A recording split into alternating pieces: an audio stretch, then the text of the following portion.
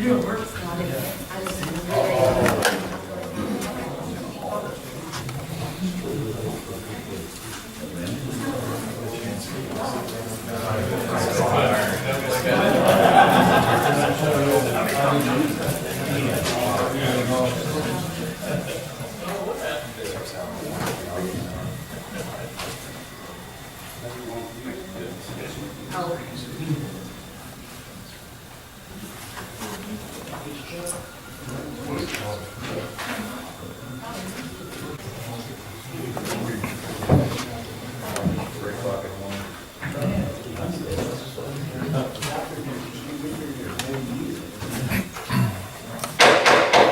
Good evening, everyone. Welcome to Greenwood City Council meeting this Monday, June the 5th at 7 p.m.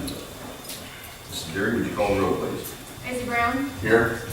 Lee Johnson. Here. Rod Powell. Here. Daniels. Here. Tim Terry is absent. Max Terry. There is a quorum. Thank you.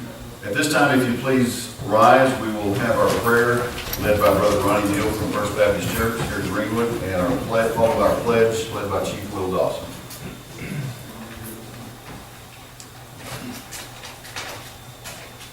Let's pray together.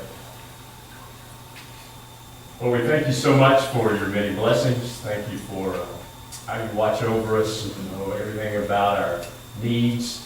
And so, Lord, we come to you tonight and we just ask for your guidance and direction for this meeting. Thank you for the leaders, for those that serve in this community. And Lord, we pray that as they make decisions and continue to lead, that you will guide them, you'll give them wisdom, keep them safe. And that, Lord, this community will continue to grow. Lord, we thank you for, again, your many, many blessings. And we ask your blessings on this meeting. We pray this in Jesus' name. Amen. I pledge allegiance to the flag of the United States of America and to the republic for which it stands, one nation, under God, indivisible, with liberty and justice for all. Thank you. You may be seated. Thank you, Brother Ronnie. For the past couple of months, we've had some children from East Point Elementary School come and lead us in our Pledge of Allegiance, and we didn't, obviously, I kind of gave my wife a hard time because she was scheduling that for us. I called her today and I said, don't forget we need that class tonight. And she didn't really panic. She said, no, that's not going to happen because their school's out. So we're going to ask, I'm going to ask Tammy to come forward and sing. I can ask all of them. I thought I'd throw a little curve there. We have many distinguished guests this evening in our midst, but I would like to point out two in particular at this time. This gentleman is someone when I go to Municipal League or Little Rock for any reason, and this gentleman is in the vicinity, I follow him around like a little puppy dog because I just think very highly of him. This is Mayor Baxter, Gary Baxter from Mulberry, and his beautiful wife, Ms. Kay. Thank you for being here tonight, and we appreciate you being here. And just think a lot of you folks. Appreciate you coming. At this time, I would ask for approval of the minutes for the May 2nd, 2017 council meeting, and also our May 3rd special call meeting. Mayor, make a motion to approve those minutes. Second. Got a motion and a second. Casey Brown. Yes. Rod Johnson. Yes. Powell. Yes. Daniel. Yes. Max Terry. Yes. Thank you. There's no approval of the mileage report. We still appreciate and use the card that council blessed us with a few months ago, so we appreciate that. Recognition acknowledgements, we don't have any tonight, but I do have a favor to ask of council before we even get into the committee reports. If it would please the council, or if you would be okay with it, I would love to move item 6, actually before anything else at this particular time, item 6 and probably 7 and 8, because it pertains to item 6, to immediately, if that's possible. These are folks that are make much more money than I do, so that's not the only reason, but they have other places to be. So if that would, with your approval, we could get that done. Taking care of it? Okay. We have other distinguished guests that we have tonight is Mr. Steve Burton. He's here representing CSA Software Solutions, and also Michelle Newsman. Newsman, sorry, I do that every time, with Bell Barclay, who's the accountant who's been going over our finance situation with us. So I would turn the podium over to those folks to kind of give a report. Any matter you'd like. I'm Michelle Newsom with Bell Barclay, as Mayor said. I kind of just want to go over a brief background. The city asked for me to come in and just kind of take a look at some things related to the accounting, the fund accounting, the way transfers were occurring between funds, look at the bank reconciliations, kind of look at the budgets, and just kind of do an overall assessment of kind of where things are and where we're going. And in that assessment, I just want to give a brief history, but it'll be really brief, I promise. Prior to April of 2016, the city used QuickBooks Enterprise software for its financial reporting. And in doing so, what that allowed them to do was there was a company for every fund of the government. So you have the general government, and you have the street department and the parks department. Every piece of the government had its own company in QuickBooks. So in having that sort of structure, that segregation and that separation of funds was really easy to do. You had to put money into a police account to pay a police bill. You had to put money into planning checking account to pay for planning expenses. What it didn't provide, however, was an overall combined consolidated picture of the city as a whole because of that segregation of that setup. So in April, the city transferred their software into CSA Centerpoint for fund accounting. If I said that wrong, I apologize. But that's the main purpose. It's a software that's designed for fund accounting. All of that information can be consolidated into one software, and at any given time you can print out a financial position of your city as a whole or a piece of the city, whatever piece you want to look at. So you still have the ability to print out the piece related to the police department or the street department or the parks department, but you can also print it out as a whole. And in doing so, the city also made a resolution. Prior to this time, you had a planning checking account, a parks checking account, a police checking account. Okay, so there's 35 plus or minus checking accounts that you had in order to facilitate the way that it was in QuickBooks, and everybody paid their own bills.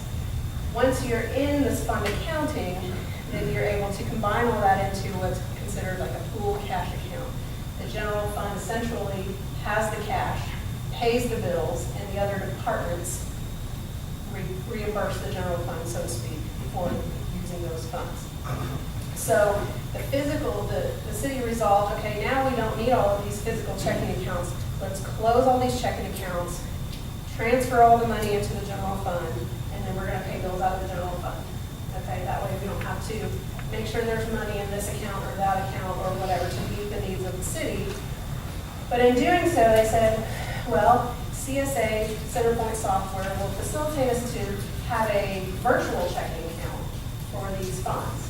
Okay, so it looked like the street department was, or the police department, or the planning department, or parks department was paying their own bills out of their own checking account. The actual physical cash was being paid out of the checking account. If you got a check, it had the general fund checking account number on it, and it cleared the general fund checking accounts through the bank, but it still looked like it was coming in and out of each of those departmental accounts.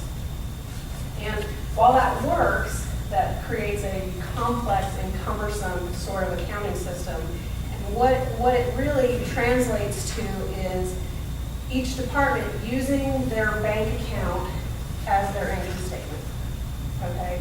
So you see the money coming in and being deposited. You see the money going out to pay for expenses. And so you're using that as your income statement, rather than using the software to print a statement of revenue and expenses and see the revenue and expenses through there regardless of what the effective cash is, okay?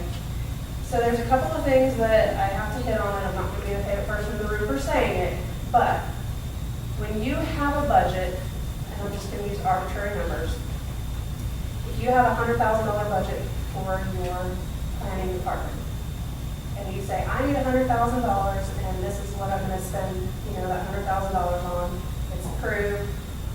During that year, you only spend $50,000. As a planning department head, you might tell yourself, yay, I have $50,000 left over to use next year. And that is not true. The city as a whole has $50,000 of surplus, okay? But your budget was $100,000 for that year only. As soon as 12/31 hit, that ability to spend those funds is gone until it is budgeted in the following year. And so whereas each department may feel they have all this money left over year over year over year, and they're building the surplus, and now somebody might say, well, my department has $400,000 in it, so I want to do this project. It's really not the correct way in reviewing the finances of the city. The city should be budgeting based on what the priorities and the needs are of the city year to year, based on how much cash the city has. Now, obviously, there are certain things that are restricted for use. If you get grants in your parks department, that money is going to be there until it's spent for that purpose.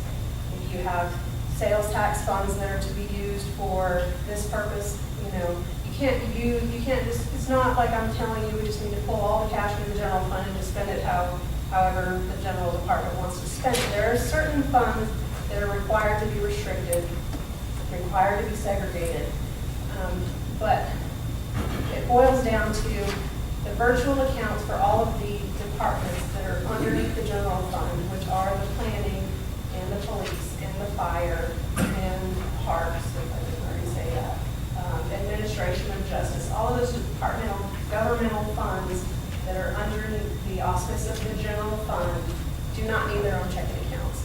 There is no cash balances. You don't need to maintain control over those cash accounts.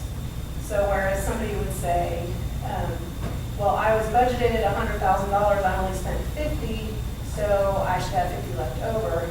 No, you over budgeted, and that $50,000 couldn't be used elsewhere in the city where it was needed. So, I'm here to say that the software is capable of reporting to you on the departmental level what you need it to report to you, expenditures, line by line item, budget to actual comparisons. If you have a grant, you can use that as a project. You can track that from, even if the grant spans 3 years, you can track that from where that money first came into each year, where the money is spent, and the carrying balance of that grant. The software is fully capable of doing that, but by having all of these virtual cash accounts, what it's creating is it's creating more work for less value. Because if the money isn't transferred, then what you're seeing within the cash account is not really true anyway. And so, because it's not required to be paid out of that fund in order to happen, if it doesn't happen, then, that's not where the value lies, okay? So one of the things I wanted to point out, just to show you, this is to reconcile, and you don't have to see it, you can just see the lines. This is the general fund to reconcile the general fund. All of these accounts have to be included when you balance one bank account, because there's fake virtual checks and deposits going through all of these accounts, but it's not needed. So one of the things that we talked about was county sales tax, for example. County sales tax is received within the general fund by direct deposit. It is then dispersed to all of these virtual accounts based on the distribution that has been authorized for the year. So again, planning, parks, fire, police, all of the general departments, okay? When you receive that in to the software currently, there's eight or so deposits that have to be made. So you have to enter a receipt into the system 8 times for that one deposit, because a piece is going to this department, a piece is going to this department, a piece is going going to this department. Whereas under the structure that we're proposing, you deposit it into the general fund, you put it into planning, sales tax revenue, parks, sales tax revenue, fire, sales tax revenue, each of those line items. So when you print the income statement for that period, the statement of revenue and expenses, that sales tax revenue is going to show there, but the cash is in the general fund to pay the bills of each of those departments as has been budgeted. Does that make sense?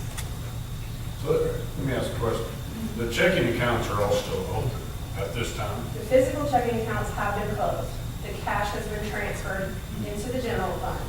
But right now, the cash balances that were in those accounts and the ins and outs that go through those accounts are still virtually being tracked in the software.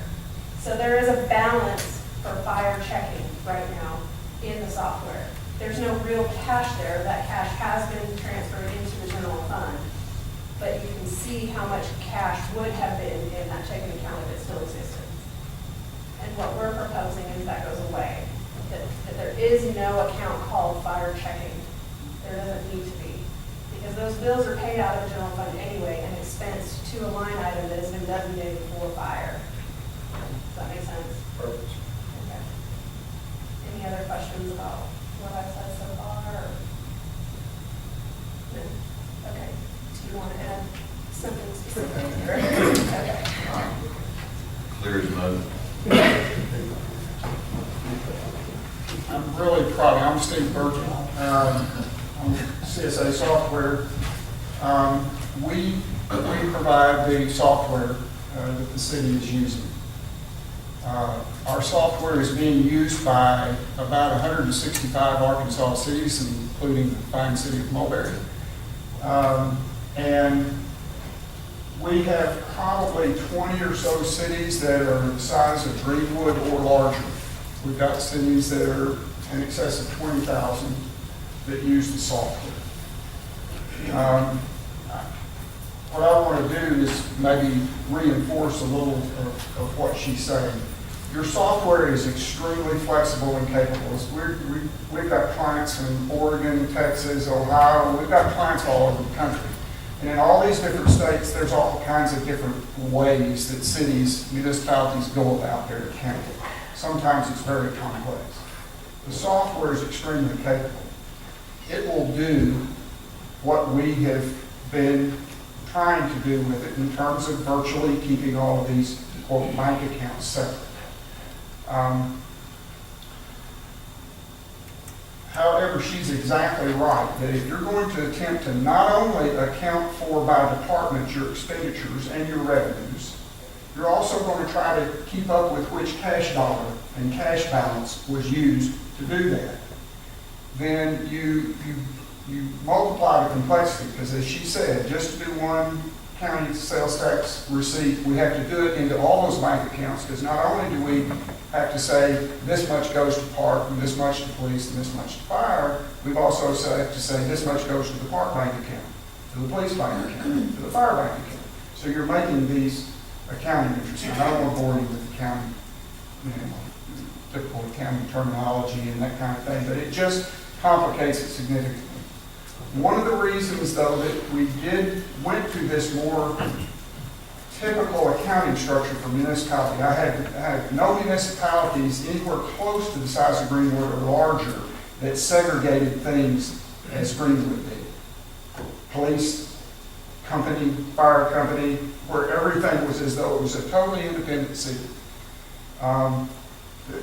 All typically have a general fund with police, fire, parks, planning, whatever departments are appropriate for the city and the size of the city. Other things have to be segregated. Street fund is typically segregated because of state restrictions on use of certain street fund dollars. Water department, water-related things has to be segregated because legislative audit does not audit water, so you have to do that as a separate entity. So water is segregated. So there's some things that you have to segregate.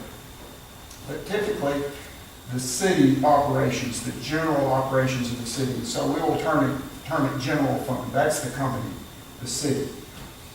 Inside the general fund, you have departments, police, fire, administration, so forth.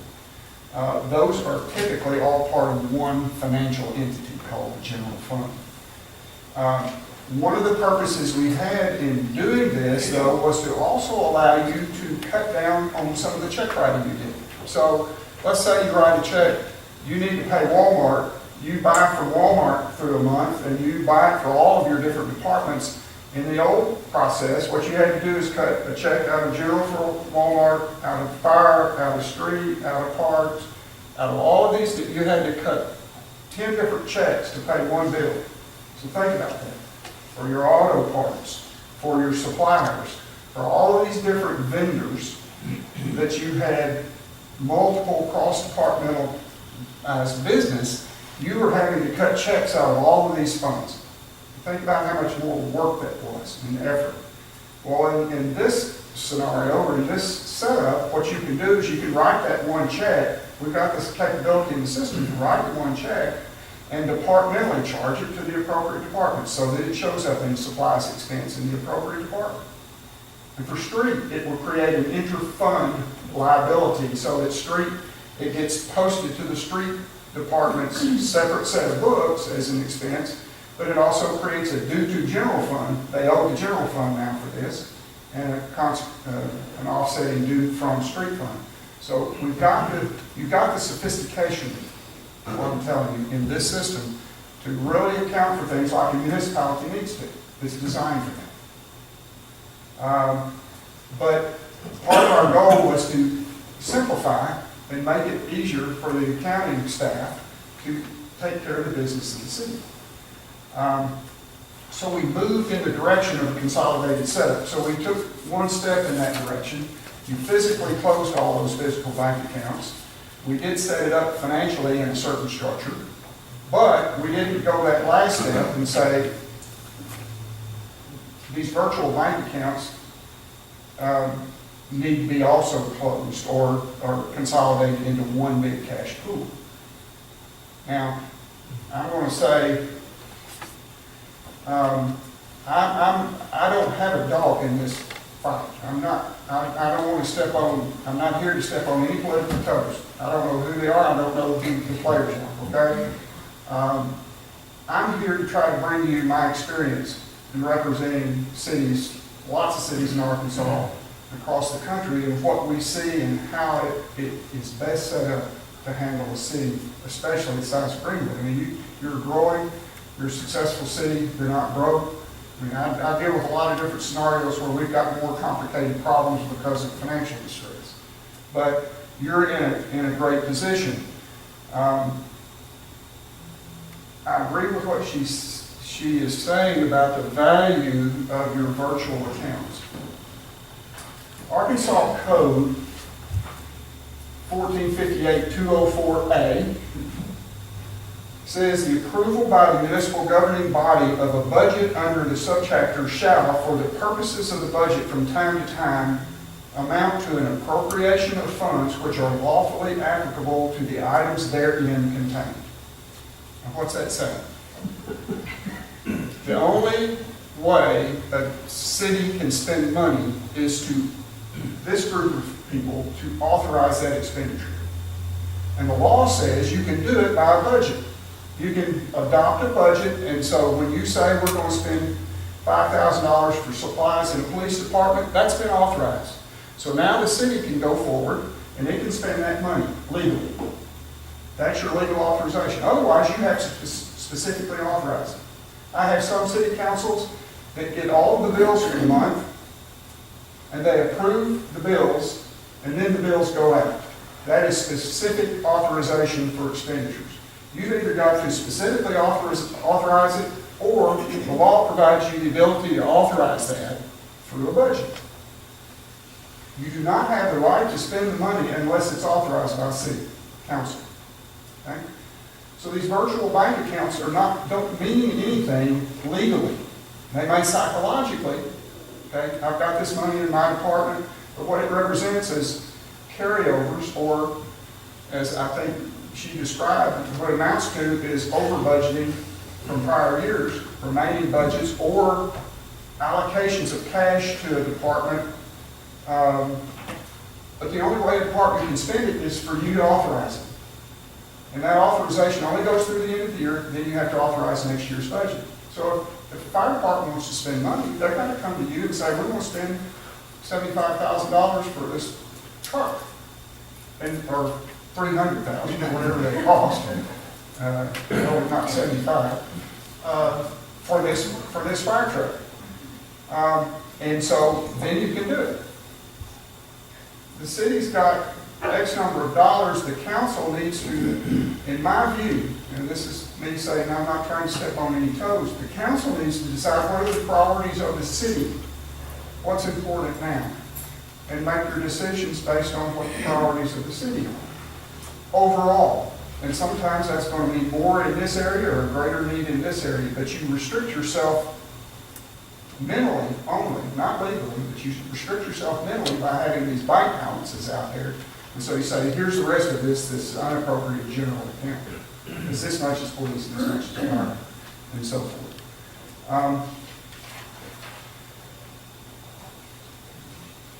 So there's no legal restriction that comes along with those accounts. Some accounts you either designated or restricted by law for various purposes, and she's referenced that. And so it's my view, and I think and yours, that these, not all of your accounts, some of them have restrictions. And she can address which ones those are, but your main operating accounts, we're not talking about a bunch of accounts, but the main operating accounts, which would be the general account, police operations, fire operations, parks operations. Parks has got some restricted accounts, Bell Park and other city sales and use tax. Those accounts we're not talking about, because those funds have been either they're restricted to be used and they're designated in that direction. You've designated how you want that split. So those would all remain. But our recommendation would be to leave the restricted accounts in place, merge the balances of the main operational accounts, and manage your expenditures through budget, which is legally what you've got to do anyway. Now, we've got the ability in the system to provide good statement of revenue and expenditure reporting by department that can be made available to the department heads at their for their access at any point in time. As long as they understand, there's only good up to the point that the city's got things posted. I mean, you wouldn't, in the middle of the month, that's not going to tell you something particularly, but you can look at last month and prior. And if you compare what your expenditures for every line item is against your budget. And the system's got budgeting capability that really, I assume is being utilized. I don't know to what extent it has been utilized. But the purpose of this is to provide your management the tools they need to manage their department. The virtual bank accounts don't do anything toward that goal. The budget and the statement of revenue and expenditures does do that. The other thing that we can do is we can create sub-departments. And so we had a discussion about, and I think we'd already provided for that. But for example, in parks, you've got, that park department may be split between Bell Park and other parks and parks in general. So we can provide financial statements that break out those expenditures into those subgroupings as well. So if you're managing parks and want to see how you're doing in those subunits, the system's got that capability. So that's most, and I apologize for taking so long. Most of what I have to say, I guess I'll ask you any questions for me before I sit down and give it back to her, because you may have more. Do you have something else? Okay. Like, I guess when we, purchased your software, I mean, were you all kind of advising us, or was it at the discretion of our, director to say, this is the structure that we're going to do? We had a lot of conversation about structure before we came in. I mean, we can duplicate any structure, Right. but you had some goals in your county department to let's streamline this as much as we can. Let's do what we need to segregate things as we should. Let's move toward what's more typical for a city this size. And we went by the resolution they adopted to And structure. then on the cash side, you had all these bank accounts, which means they were doing all these bank reconciliations for what? You know? So those were closed in, but as she showed you earlier, now we've still got a bank reconciliation that has 15 bank accounts that you have to account for all of those within one large bank record. So it's still more complicated there than it needs to be. If I may, real quick, if I may. Sure. I think what, the point that I think Charlotte pointed out, when the system was moved from QuickBooks into CSA software, the council had resolved to close them physically, the accounts, but keep the virtual accounts. They still wanted to see, you know, the ins and outs of that account. And I think now that a year has gone under the belt and over the past couple of months, we've seen the complexity of that. And I think in the conversations between myself and Steve, I think he and I were able to get on the same page. I looked at it from the city perspective. Okay, I'm a government. Here's what I want to see. If I'm the Parks Department head, here's what I want to see. Here's what I want to see. Show me how you're going to make that happen in the software. He and I were able to get on the same page that I'm comfortable with saying, yeah, I think we can do this. Versus when I first came in, say at the beginning of May, I believe it was, they said, this is our structure, does this work? Well, yeah, the structure works, the virtual accounts, it does work. It just creates a very complex system. And anytime you add complexities to a system, you add room for error, you add room for fraud, you add room, you know, just for confusion in general. And so I think over the course of the past month, in reviewing and discussing and consulting with one another, we were able to determine that we can go to a less complex and a more simplified version of reporting and still attain the same goals that we need to have as a city. That makes sense. We can do it. I mean, software will do it either way. That's your judgment. It's just my recommendation to you. Do it this way. There will be a lot to gain from it. And from a technical standpoint, from a management standpoint, there's nothing to lose. So your recommendation, just so I'm clear and understand, is that we do away with virtual accounts and just strictly run by budget. Yes. And my memory of this was, it's kind of baby steps for us. You know, there was a time where it felt more like that first scenario in this community where people were bringing bills up and everything was kind of being micromanaged by folks up here. And we've been trying to move towards giving folks more opportunity to manage in a budgetary fashion. And I think for us initially, the idea of closing out those accounts was a little scary. And I think to me, I liken it to, a safety, a security blanket. You know, when we set up virtual accounts, it was sort of our way of feeling secure and moving that direction. I think for me, you guys may not feel like this, I think you guys did a great job explaining all that, by the way. And that's exactly how I did it. Very good. But to me, I mean, we want to know what's going on in police, what's going on in fire, what's going on in these various departments. I don't care personally whether you do that with 10 checking accounts or one. What you're saying makes all the sense in the world to me. I want to know from where I sit, what's available. Stewart budgeted $50,000. How much has he spent of the $50,000? How that is physically handled in the accounting office is, I mean, I don't want to try to direct that activity. And I don't know that any of us try to direct that or that any of us care. I mean, I think what you're saying to do makes I don't complete think sense. any of us agree to that either. It doesn't make any difference to me, but if the Parks Director wants to go look in his budget, we give him a line item for $5,000 for materials and supplies, and come October, he wants to know what he's got left, he can look at that. I don't care how the mechanics go behind the scenes. The budget maintains its consistency in the software regardless of where the money comes from. correct? That's right. So Because that's the expenditure side. capability of the department heads to go and check the budget and see how close they are to that would not change if we were to do away with the virtual accounts that we have right now. We're not at all. Well, and I think that's the main concern for all of us, is that the department heads know what they have, what they've spent, what's left, and that we know the same. And that we can manage, we're trying to manage against the budget.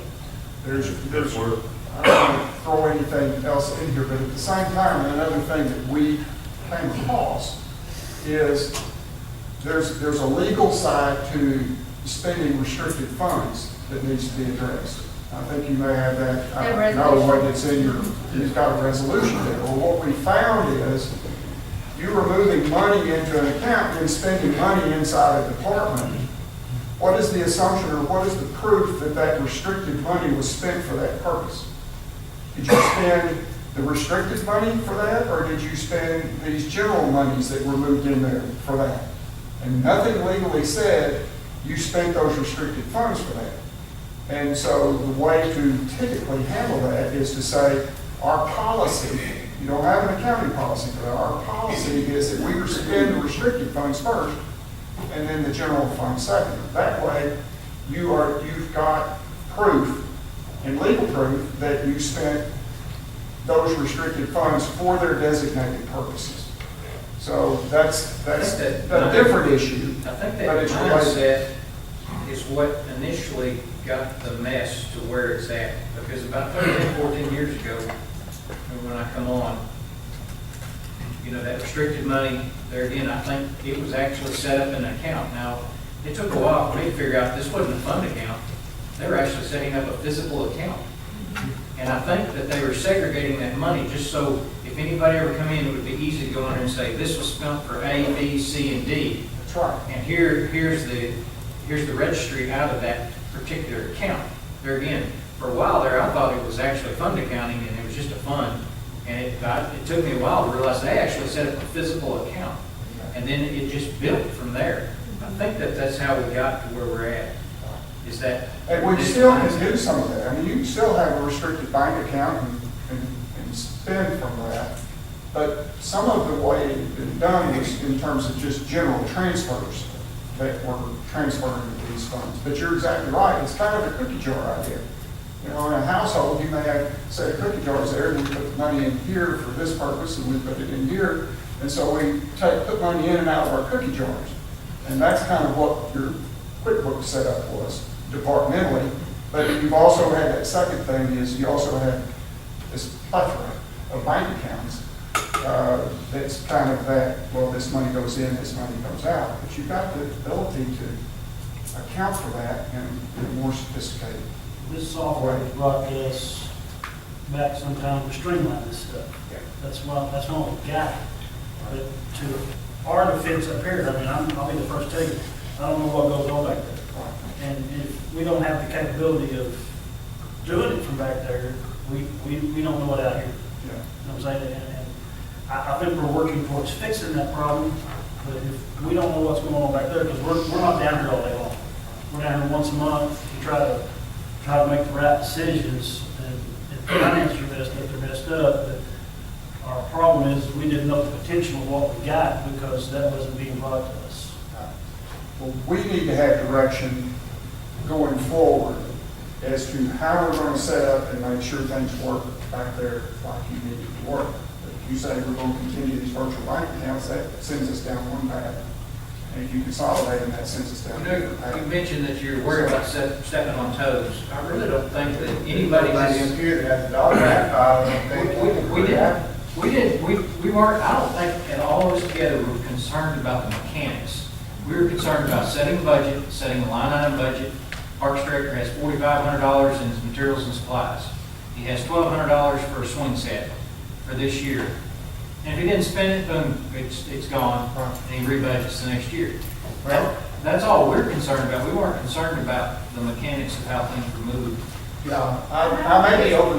I don't think it's the council's toes that anybody's. Yeah, I may be oversensitive, and I've been in cities a long time. I think it's the money that's in. But if this, if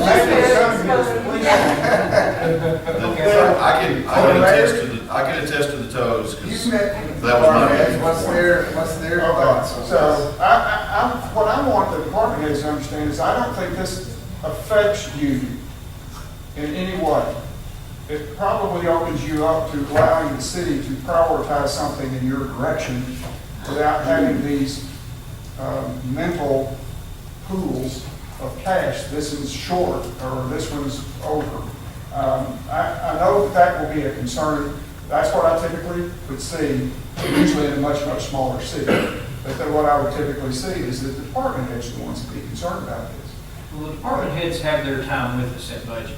But the budget And that's is, when they can, what I want to do here, may say, however many of them are out here in the room, There's a bunch. is your authorization to spend money is based on the budget. It's not based on that cash balance. So you don't really lose anything in this transition. You'll still have your budget, and you can have whatever budget this group allows you to have. And next year, it's going to be whatever this group allows you to have, and that's it, regardless of what your cash balances are. Your authorization to spend is strictly comes from the budget. That's what I mean. I don't want to step on anybody's toes, but I don't want anybody to feel like this is going to hurt them. I don't see this change hurting anybody that's a party to this or affected by this. They need good reporting that they can manage from. When we can do that, and the bank accounts don't. Well, that's what we didn't want to make it, as simple as possible. We just want to make it simpler, so that things could be streamlined and we could find out just where we stand, on a monthly basis. But I guess also, with your software, I guess how much does the city get as far as training or, to say how to use your software? If I'm here, you're paying me. If you call me on the phone, you've got unlimited access to our training and support. We came in one time to visit with department heads. I think Chris came in to go over purchase orders or something of that nature. But we can come in. If it's reporting, most of this, I think we could get the reporting set up for them, and it'd be pretty easy and straightforward for them to understand. We'll set the reports up in such a way, all they really need to do is change the date. I want to see it for March, or I want to see it for April. And bam, they'll run the police report. They can open that report up and they say, there's $3,000 spent on these supplies, what makes that up? They can click on that number and it'll give them a list of everything they spent.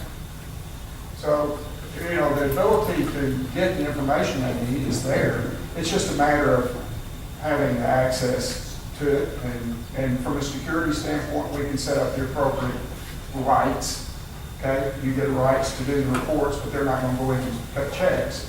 Well, I know with everything new, there's that learning curve. Right, and if we're desired, we can come down and meet and train. What they do is you call them, they call you back, and then they remote into your machine and show you how to do it. We've done that over and over and over. Right.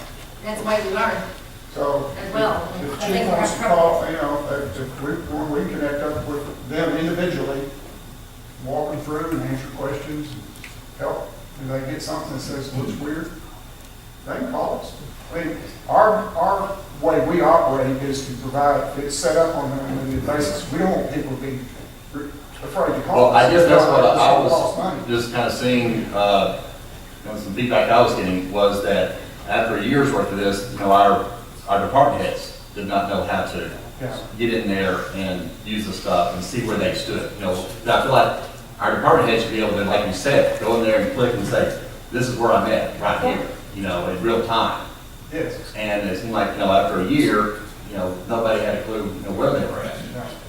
Well, that, Steve made a good point at our past meetings. He's available, his team's available, but he has to be called on. He's not going to just call and say, so, we can have any trouble running reports today. So I think that the city, the department heads need to get more comfortable with saying, I don't know what I don't know, and say, hey, here's what I want, how can I get it? And then make that call, because like you said, it's included in your, whatever you pay for the software. That unlimited telephone support, use it. And I don't know if, the department heads know if they could each individually call upon him. Well, not necessarily. You could probably take a vote, and someone may say yes, and someone may say no. I don't know. I know initially, when we switched softwares initially, there was someone, Steve, have you been here once before to? I was here, when we set the software. When we set it up. I did not come back to the training. Okay, someone came back, Scott. Scott came back and went to each department to work to some degree. Now, I didn't follow them around by any means, and I don't know how, one department head may say how it was 10 minutes, and I still don't know what they said. Simon? He did get it. Huh? He came by my Okay. department. So we had that initial, here's how this works. Let me say this, that, and not to harp on the past too much, but this whole process that we're doing, and the reason these two folks are here, and I appreciate you very much, because can you imagine me trying to explain any of that? Is to clean up, to fix what has been broken, in my opinion, and never been quite right. I am not one to go and hang out in the finance department, even myself. I probably should more, and after talking to Michelle, I think she told me I better at some point, but that's my responsibility. But so we're trying to fix what was broken and what we didn't get done. The former person in that position, I think, was a little hesitant to call and ask on occasion, as some people are. They don't necessarily, it's hard sometimes to ask questions about something you feel like you're supposed to know, if that makes sense. So I think that's what we were going through and have been going through. So the point tonight, I think, more than anything, was to, and I've heard the council say, and I'm glad to hear it, that you're more, and I know what your main concern is, to know where we are, where the departments are. And it's very nice to know and understand that this software can report that to death, if you will. I mean, that's important, I think, and I think you could see better reports, more often, more precise to what's going on in the police department or the fire or whatever on a regular basis. So we're just trying to kind of, and again, I'll just use the term, clean everything up and get it where we should be. A town of our size has been mentioned. I think it's important that we are on top of it, and that's exactly what we're trying to do. Let me ask you something. Yes, sir. We just heard a direction from these folks. Yes. I think that everybody sitting at this bench agrees with the direction we just heard. I was hoping you would. Is there anybody who does not? I mean, There are department heads, and if you want to hear from this now, I think would probably be the most appropriate time. I hate that all this is going on for those folks that are here for another reason, but I think it's very important for the city. There's nothing more important than what we're talking about for the city. I just think, before we walk away from here, we need to agree to a direction. Yes, they need that tonight. In a path. So I need to follow. if you're okay with it, I would ask any department head that wants to come up, and now's your time. I mean, we talked about this morning, Simon. There was some issues, or grievances, whatever you want to call it. And I don't want to get into it at Right. all of what should have happened 3 months Right. ago, and I wasn't trained or none of that. Right. Assuming this does what we were just told it will do, Right. people are trained properly to use it. You are. What reason is there not to do that? Okay. That's what I would call I guess it. I'll just ask as far as from us trying to prepare, the budget or go through the budget process. Typically in the past, we've had, 3 columns. We've had actual, we've had, the budget, and then, where it is, right now, whatever. And I was going to say, come like August or September, will that be presented, be able to be presented to, the council saying, yes, here's what was budgeted, here's what you spent so far, and here's what's, remaining. Yes, and there's a number of techniques for enhancing your budgeting process too. Matter of fact, there was a clerk's meeting that was held right here in Greenwood that I came and taught city clerks a budgeting process. But your software, you can get year to date, and of course you can project from that. You can also look at the most recent 12 months to get a whole year picture as of August. So you could go September through August and get you 12 months.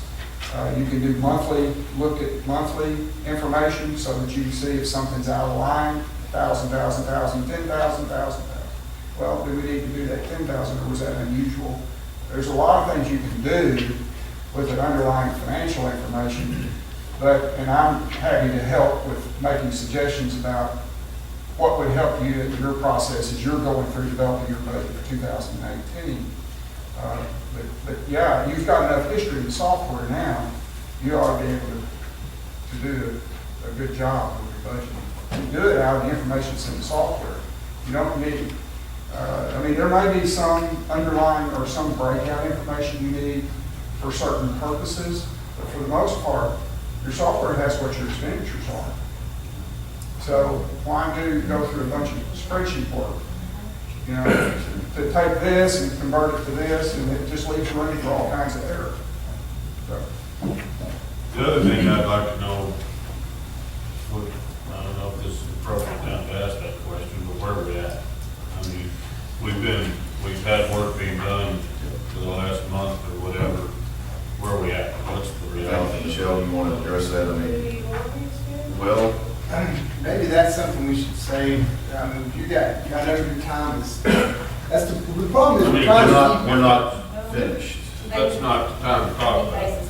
Yeah, right. There's a But you couple need of something reasons to why do. I'm hesitant. I'm not hesitant because I'll tell you everything you want to know. Problem is, one, it's not finished. I haven't had a chance to get through everything, so I don't want to be premature in saying anything.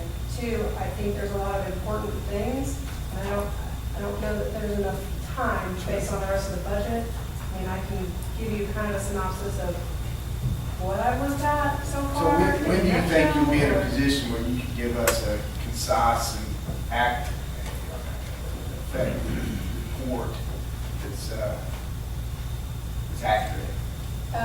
Well, I mean, I have a draft of where we are today. It's 8 pages of kind of what I've looked at. And I guess what I'm thinking is we may need a special call meeting just to talk about that. Well, I mean, and Because that's an important enough thing. talking about $10 million We're in- operation here, this is important. It's- Yeah, we're in a I mean, tough enough I know it's gonna position. take time, and I don't need to Yeah. slide anybody else's time, but this is important. Yes. Well, let me that just we say, understand. I can at least say this. I have spent a number of hours here, and a number of hours in the system and looking at it. And from my opinion, which isn't complete, but, I mean, I'm substantially complete, I guess, at this point, there doesn't appear to be any money missing, I guess. So, I mean, there's some comfort there. It doesn't feel like there's any fraudulent or any wrongdoing or any misappropriation necessarily. And actually, I kind of wanted to mention this in my brief overview of kind of going from QuickBooks to Centerpoint anyhow, is what happened when you went from the separate company scenario to the combined scenario. I think I don't want to say inability, but maybe the lack of understanding of governmental accounting and fund accounting in general on the part of the finance department wasn't really understood when it all had to be segregated and separate. It just worked that way because it had to work that way. Once it was combined into a consolidated scenario, you created a situation where it was you didn't know what you didn't know until you didn't know it.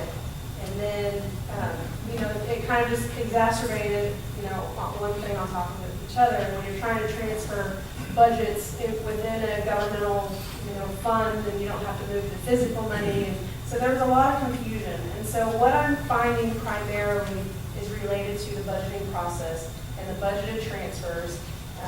It was according to the adopted budget, this should happen, that hasn't happened, and it needs to happen.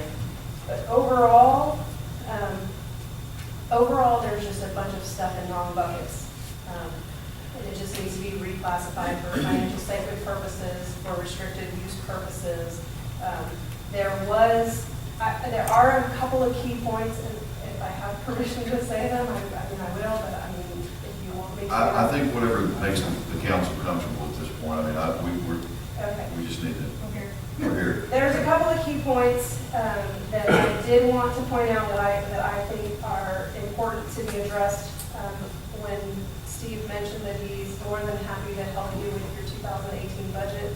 I sat back here and I said, I'm more than happy to help you amend your 2017 budget because I'm not entirely sure that it is a good budget as it stands.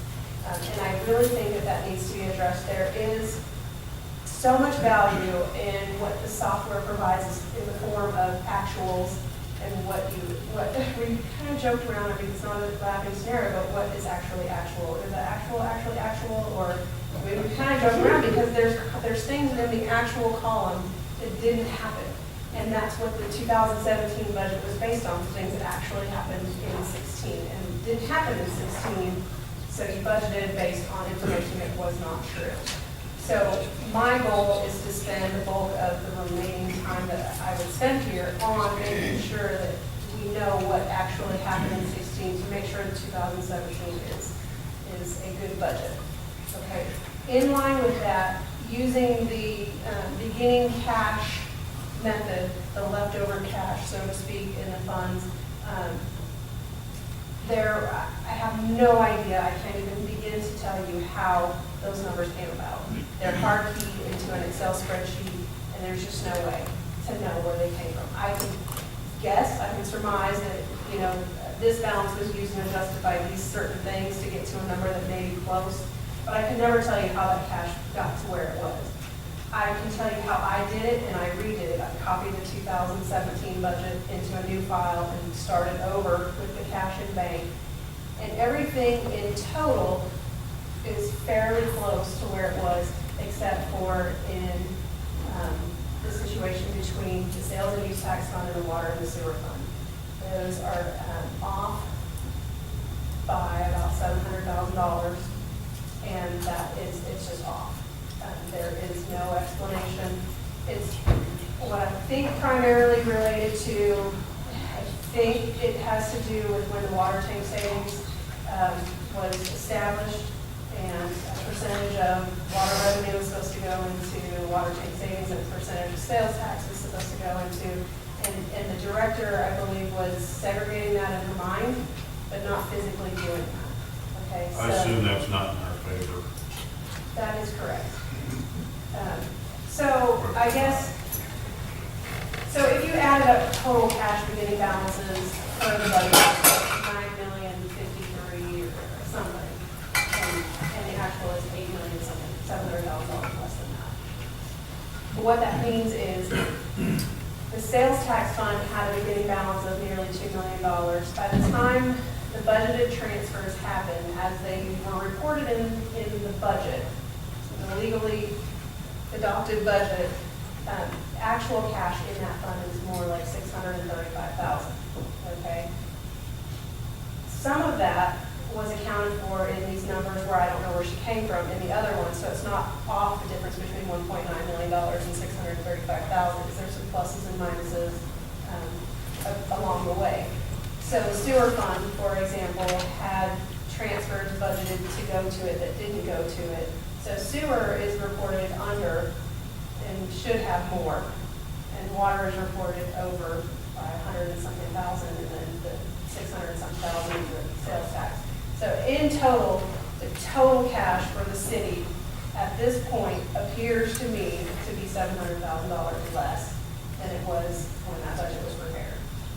Okay? So, Big number. what that also translates to, again, is the city or the water commission, I believe, set minimum cash balances for, say, the water department, okay? According to the budget, the minimum cash balance was $500,000. The balance in the fund, according to the budget, was $746,000 or something at the end of 2017. But that $746,000 included the amount that had been earmarked for water tank savings of $700 and something thousand. So there was really like $30,000 in the cash account. Now, from the budgeted transfers that should have gone from the city sales tax into the water fund, it brings that up to, I think the water department or water fund has about $300,000 of its own funds, plus $1 million for water tank savings.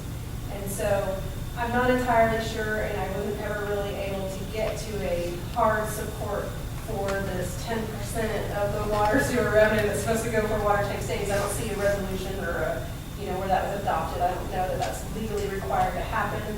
and it technically hasn't happened, so I don't know if, we need to say, never mind, just kidding, 10% is too much to designate for that. So let's try 5% and keep our minimum cash balance, or, something needs to happen, because you can't have both. You can't have this side saying, hey, we designated this to water tank savings, but we've also have this minimum cash balance, which you can't have both at this point. Something has to be decided. That's the major one. It is related to water, sewer, and the sales and use tax. That one piece of the city sales and use tax that's used solely for water and sewer. There's just been a lot of confusion, and I think that it was just exacerbated terribly by the fact that once we got into a scenario where we're dealing as a government in a government fund function, that knowledge wasn't there. So those are the two major ones. It can only get better from there, right? Hey, good news. Yeah, the good news is it doesn't look like somebody was stealing from you. That's great news. I think the city is headed in the right direction. Like I said earlier, the complexity of having all of those umpteen accounts in the virtual activity, it creates more work and more error is possible through that. And so the finance director can spend more time focusing on doing their job duties as opposed to trying to figure out how to make this all work virtually in addition to physically, then I think that's probably going to help. Yes. Speaking of the financial director doing that, I appreciate how you're organizing and working on the structure. There's going to be a point, and it looks like maybe it's a month or something, where it becomes a routine, ordinary. You've got the structure in place and all the beans are counted for and they're all lined up the same way. And the structure's there. We're going to hand it over to somebody. So where are we at on that? Who are you going to hand this over to? Or is that more of a question? I wasn't engaged to review. And so are we looking at Part of our month or 2 engagement, months? though, that's really not a question for me. Well, answer that. You're working on, there's still things that are a mess. Right. So you're working that out. Are we expecting to have you for at least 2 months? I think that's the question I was trying to get to before, is how close are you showed some hesitancy a minute ago at getting up here to get this conversation. How close are you to feeling comfortable giving us a complete accounting of where we are with confidence that you give us accurate numbers, and then with your recommendations that you suggest that you might give us with the amended actual 2017 budget? Well, I honestly, I don't know the answer to that. I really need for the council and the mayor, I guess, to direct what's most important. You're at a crossroads and you can't know for sure yet until you give you some guidance. Right, and like I said, I feel like I'm close, but I think there's a lot of things that are ancillary to it that I can probably leave a punch list, so to speak, to whoever takes the role on. I don't want to say, well, in a week's time, I'm going to give you a report, everything's going to be fixed, and tra-la-la, I would love to be able to do that, but I really think it's more pervasive. There's certain things, like there's old outstanding checks and old outstanding deposits that don't really exist. They, are things that need to be cleared up. It's not necessarily something that you want to pay me to do, but I can make a list of things, so, say, hey, these are the things that need to happen. What I want to focus on is getting your cash position and your budget position in the time that I have. And I believe that we have asked for another week. It's on my schedule for the 12th, the week of the 12th, but I can't do it for free, unfortunately. So I'm sorry, the resolution you have, one of the resolutions you have is to amend the budget, the general budget, for increasing professional fees for $10,000, and that's 50 hours of time.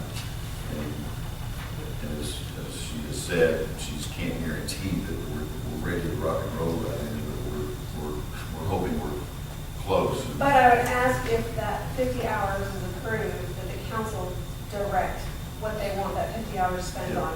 Up until this point, there's been a lot of just digging in and kind of assessing the whole thing, and kind of seeing where we are. But now I want to say, you have to tell me what's important. How would you recommend us guiding you? Because I think we need some guidance in that direction. Well, I think there's a sense of urgency about all of this. We're spending a lot of money Yes. You're doing a great job, but we're spending a lot of money.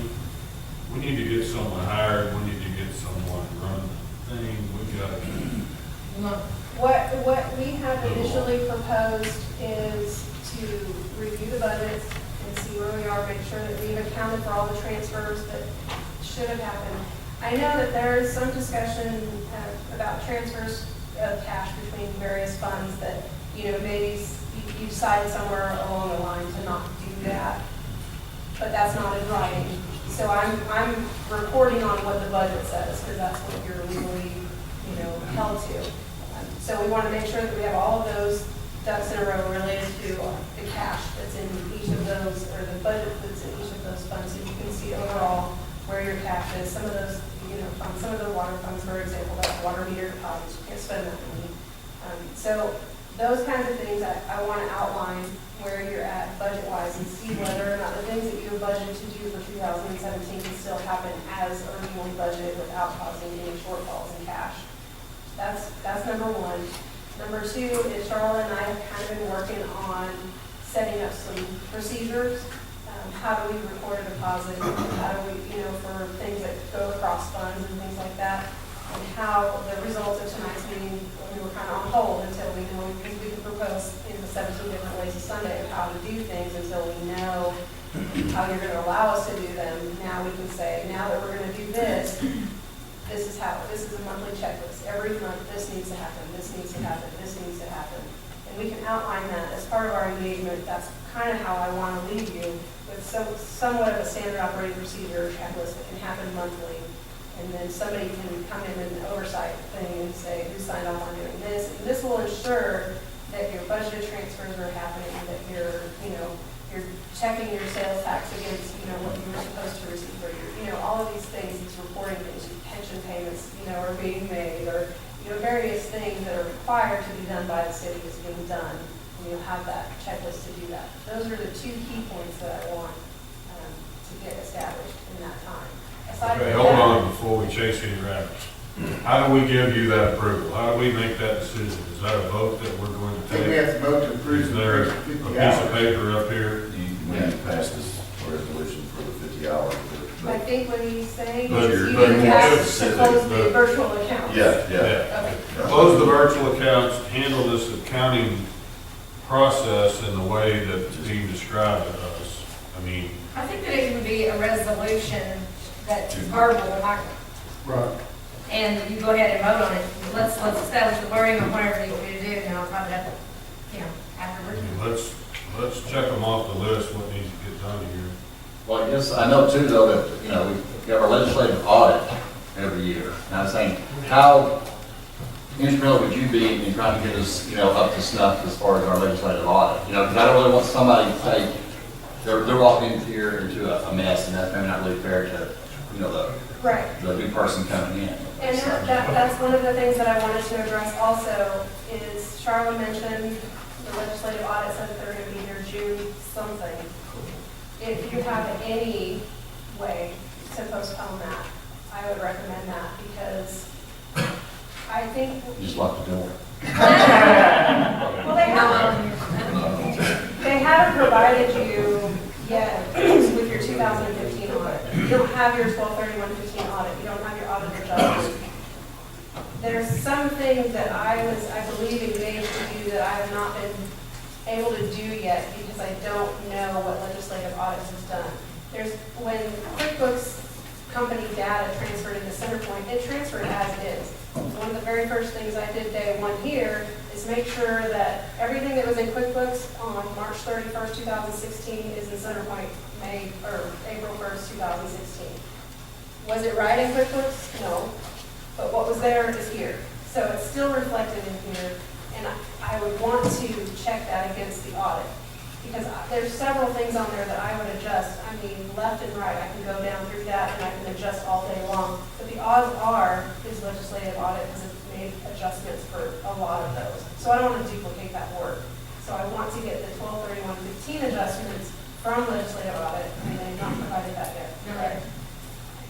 To be able to do that. And my main goal in doing this is I focused mostly on 2016, all the budgeted transfers, the county sales tax, the city sales tax. I've done a little bit into 2017 related to the sales tax, but most of it has been to adjust all of that stuff through 16. That way, when legislative audit comes in, they have a general ledger or trial balance that reflects what really happened in the city. And so that has been my focus. But again, it's, June 7th now, or whatever today is, and if they're gonna be here mid-June, there's no way. There's absolutely no way.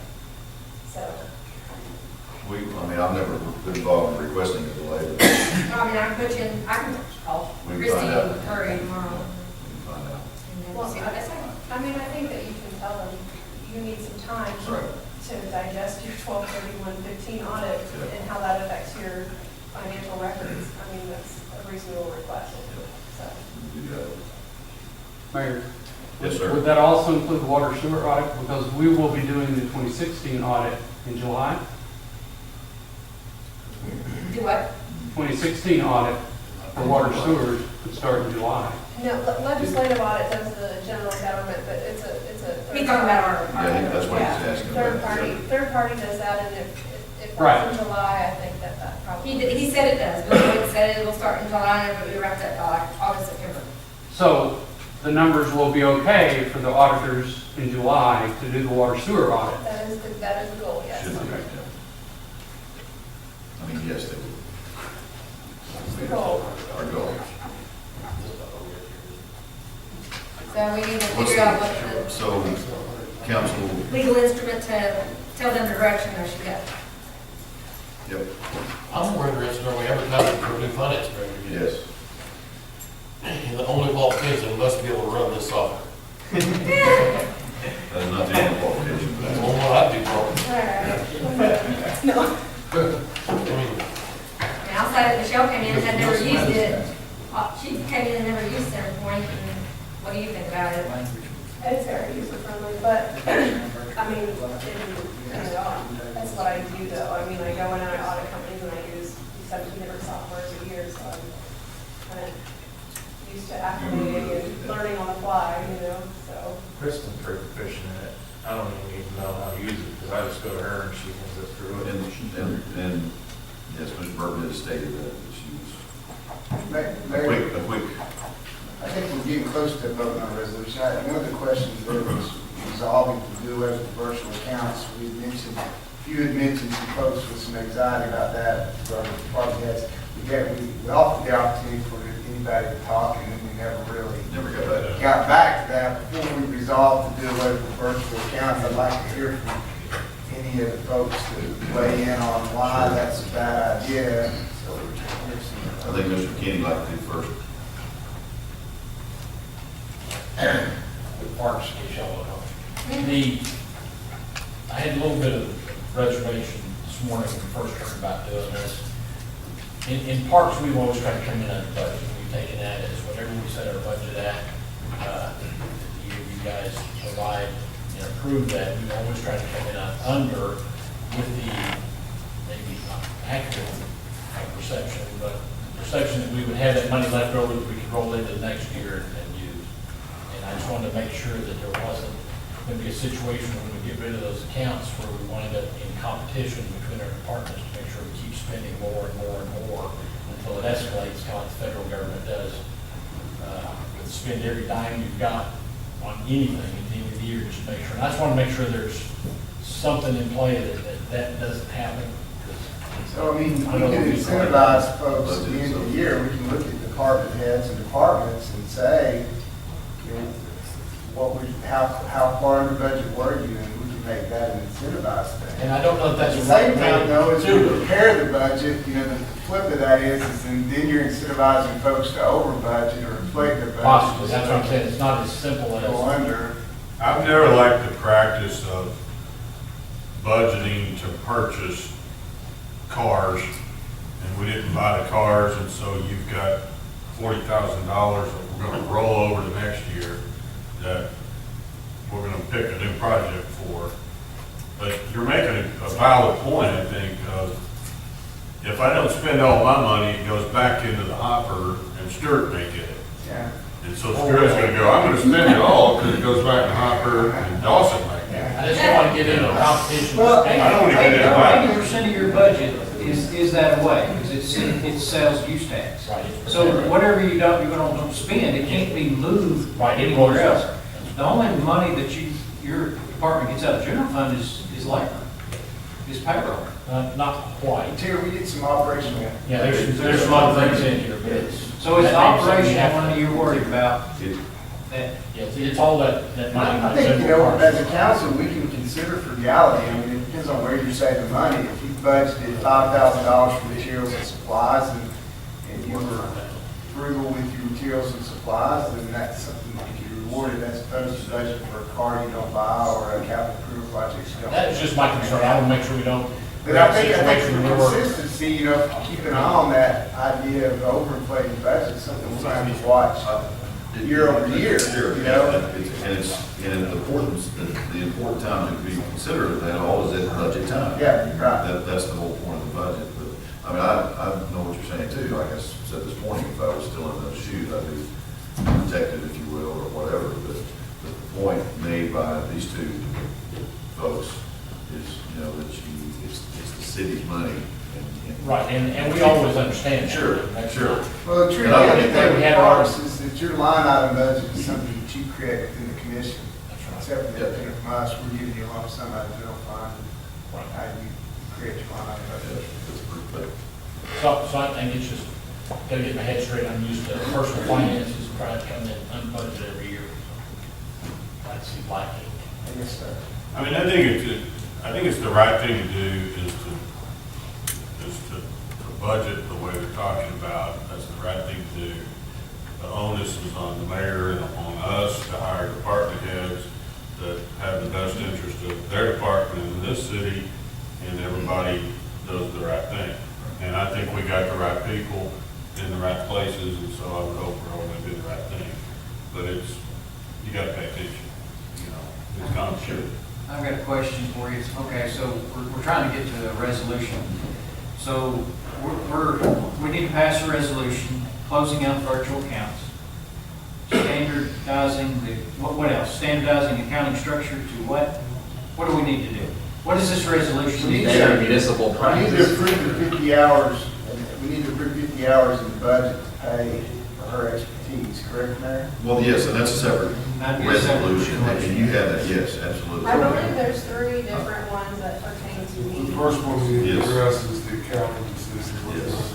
Right, which direction? That's just specifically do away with virtual counseling. Restrict, unrestricted. Understood, right. Right. That wording, I don't know exactly. Well, that's just I'll part make of a it. motion. but, A second. well, that's not all of it, correct? You put all this together, though. I think, are we doing, I thought we were doing separate motions. You want them separate? Okay, there's 3. Authorize the closure of the unrestricted virtual accounts within the general fund. And street fund, I mean, there's virtual accounts in the street fund as well. All virtual accounts. All virtual. I would say all virtual accounts that don't serve a true value purpose. Well, how does- Because how do we decide that? there's one. Restricted or unrestricted? Correct, because when, to go along with what you were saying earlier, you know, when the fund was set up and there's account set up or something, I think one of the ones that we were looking at was like a sewer tap, okay? So the sewer tap. Special sewer tap. Special sewer tap. I don't know. And so the special sewer tap, was added on, I guess, to. Yes, it was the sewer account. And so the bank account was open to account for every time that extra $500 Yes. was collected. So we need a motion to close all virtual accounts that are not involved with So I restricted amend my funds. motion to state that do not serve a specific purpose. Don't involve restricted funds, which is what you're Don't talking about. involve restricted funds. Chief, Can I say something about the accounts before we close? Yes. Richard said there, but we discussed it quite a bit this morning, quite a few of this, and I kind of felt like, even though everybody thinks I like to spend money, I really carry it away, because I have to ask you no matter what for everything I do. But at least on the police side and fire side, when we do have stuff at the end of the year and carry it over, if I knew I needed a truck in a year or two, and it started building, I would know it'd be there, and I'd come to you and say, hey, guys, I need $50,000 for something. And you'd say, is it in the fire fund? I'd say, yeah, there's 60,000 in fire fund. We say, I don't care how you do it, but you're just, money was budgeted for. That vanishes in this instance. So now we come to you and say, okay, I need $50,000 for whatever this piece of equipment is. And you say, it is in the general fund, and then all of a sudden, everybody else has said, well, I had something there. You know, it's kind of a competition, but it's, I mean, to me, it's kind of, I have to ask you no matter what. If it was in the But fire is fund. the right way to do that, though, if you came and said, guys, I need a new fire truck, and it costs $1 million, and we said, we don't have $1 million. Yeah. But we decide, we're gonna budget $100,000 a year, and we're gonna create a restricted fund. Well, I don't know if that's virtual or whatever, but we're gonna create via the budget a restricted account, and we're gonna put money into this Or designated. every year, a designated account. And when it gets full, go get you a truck. I That mean, may is be the that, correct way to do it, because right now, it's already there.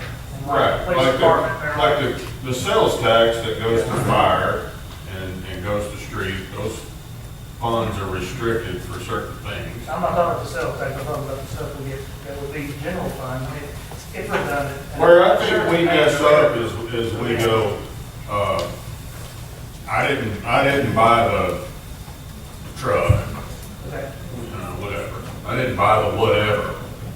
But I've got $50,000 because I didn't buy that. And I want to use 30,000 of it to buy this. And then we say, okay, we're going to do a resolution to move 30,000 from this line item to that line item. And that's probably where we mess up. Maybe, I like your idea. I mean, it seems like we're doing away with virtual accounts, and now we're talking about bringing some back. But I think if they're purposeful accounts, where a department head, Richard, could come to us and say, hey, I want to create a virtual account for me that's designated for parks, and I'm going to talk to you about each in the budget session, and you say, look, guys, I'm going to plead my case to you. Here's where I was frugal, and I saved a few $1,000s by doing A, B, and C. I'd like to place that money in a designated account for parks for whatever purpose. And we say that sounds like a reasonable plan. I think you did a good job. You can create a discretionary fund. And then, once we've decided to do away with this system, if we want to create some virtual designated account in the future that's purposeful, but not just fire or police, whatever, we can do that, correct? And that's not something we can do. I just feel like you guys need to know where it wasn't very heartburn this morning, because everybody was like, oh. No, I think this is our norm, we have this carry, you know, that's what it's always worked. But I think that's where we, Last year, and do you have enough for the budget for the next year? I think that's where all of us are losing control of, at least in our minds, of, Mental part of it. you know, we budget these line items, and then you come in, you know, you, whatever, whoever, comes in and says, hey, I'm not gonna do that, I'm gonna move this from this line item to that line item. Well, okay, and 4 months later, the budget that we passed at the first of the year is, because we've moved everything all around. You can't do right? that The pieces of, without a budget. we're losing, you've gotta follow all these resolutions, right? to- Well, I don't think we've got as much problem with that, is just, whether it's the end of the year or first of the year, me coming to you and say, hey, I need something, and someone say, do you have money in the fire fund for that? And I'm going, most of the time I would look at the finance director and say, well, we have money in there, or in the past, with QuickBooks, we could actually look and see how much exact money we have left. Right now, we'll find out, but anyway, we could look in there and say, okay, there's that much. I think we're gonna know that, based on what they're telling us here, we're gonna know But that. I thought you wanted to know why we had discussion this morning instead of really just staying silent. I kind of felt like that. I still gotta ask you guys anyway, because you guys, not to be tough on me, but you guys want to make sure I spend money correctly. So, thanks, Al. The questions that was asked a while ago, is that by doing, just as we were talking about, creating these, whatever they're called, whatever you want to call them, does that undo the whole? Is that adding to the problem? Yeah, are we just slowly going back At to line where item we for were? savings of some sort? I'm not saying I'm against that, I'm just asking if that's, I mean, Okay, if it's back so on back, but. I think there's two different things I heard. One is a year, or 10 years from now, we need $1 million, so we need to put this much money into an account so that in 10 years from now, we can spend $1 million. And then I heard a discretionary incentive type of virtual account as an incentive.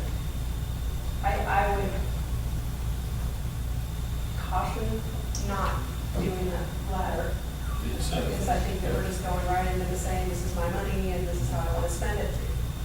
I'm sorry, I just, I really think that if the department head wants to spend the money and it's of value and it's for the benefit of the city, that is what they should make their case on. And the city has the money and the city can decide to do it based on the money that the city has overall. Because it really just needs to be budget driven and for the overall good of what is needed for the city based on the priorities of the city. Discretionary, I get that people are gonna want to spend all the money that they can so that they can spend it. I mean, that's just a risk that, one, you're gonna have to take, or two, you're gonna have to crack down on budgeting and really get into the weeds in the budgeting process to say, this is what I need this money for, and this is the projects I'm gonna do, and here's what I need to spend it on. And that is where you need to spend the bulk of your time, in that budget time, and is determining what really needs to happen, not just basing it on 1.03% of last year's amount that was spent and moving on. You really need to determine what has happened in that department, what needs to happen in that department, and it shouldn't matter how much cash there was there. Maybe the fire department only had $20,000 when it ended last year, and another department had $400,000. But this year, the fire department needs this thing, so who cares? Because in total, you have $420,000 of the city's money that needs to happen for that purpose. I would really caution you against doing that part. If you need to designate funds for a future purpose, then I would be more on board for something like that. Like the water tank savings, for example, because in the absence of that, you have good intentions, but in the absence of that separate account, you saw what happened. Now you have $700-something thousand in the total water fund account, and you have more than that that's been designated for water tank savings, so it gets lost. You have good intentions, but it gets lost. It gets absorbed by your operating account. So if you need to have a special savings for a particular project, then I don't think that that's against the thing. I would say have one general government special savings account, and then have that, projected out, what you need for that, and just use that one account, virtual account. That's my position on those, creating more So virtual account. our 3% sales tax we got for the streets, parks, and fire will stay completely the same as far as, because those were streets, and that can't be spent nowhere else but streets, parks, and fire. Correct. So all that you said, I'm trying to understand this from my perspective, because all that virtual stuff, and because I'm about computers, and they feel there that they get it. The bottom line is what I'm getting out of the conversation we're having is us six up here basically have got to pony up and whether instead of saving for 10 years for a fire truck if we need one, and we got the money to buy it, and that's our priority. That's what we need to do. We need to spend the money on it. If parks or police or planning or the general suffer from it, then that's just the way it is what I'm getting out of our conversation. Exactly. To meet the You gotta meet current your priority priorities. needs of the city. That's And- where the and- money and goes.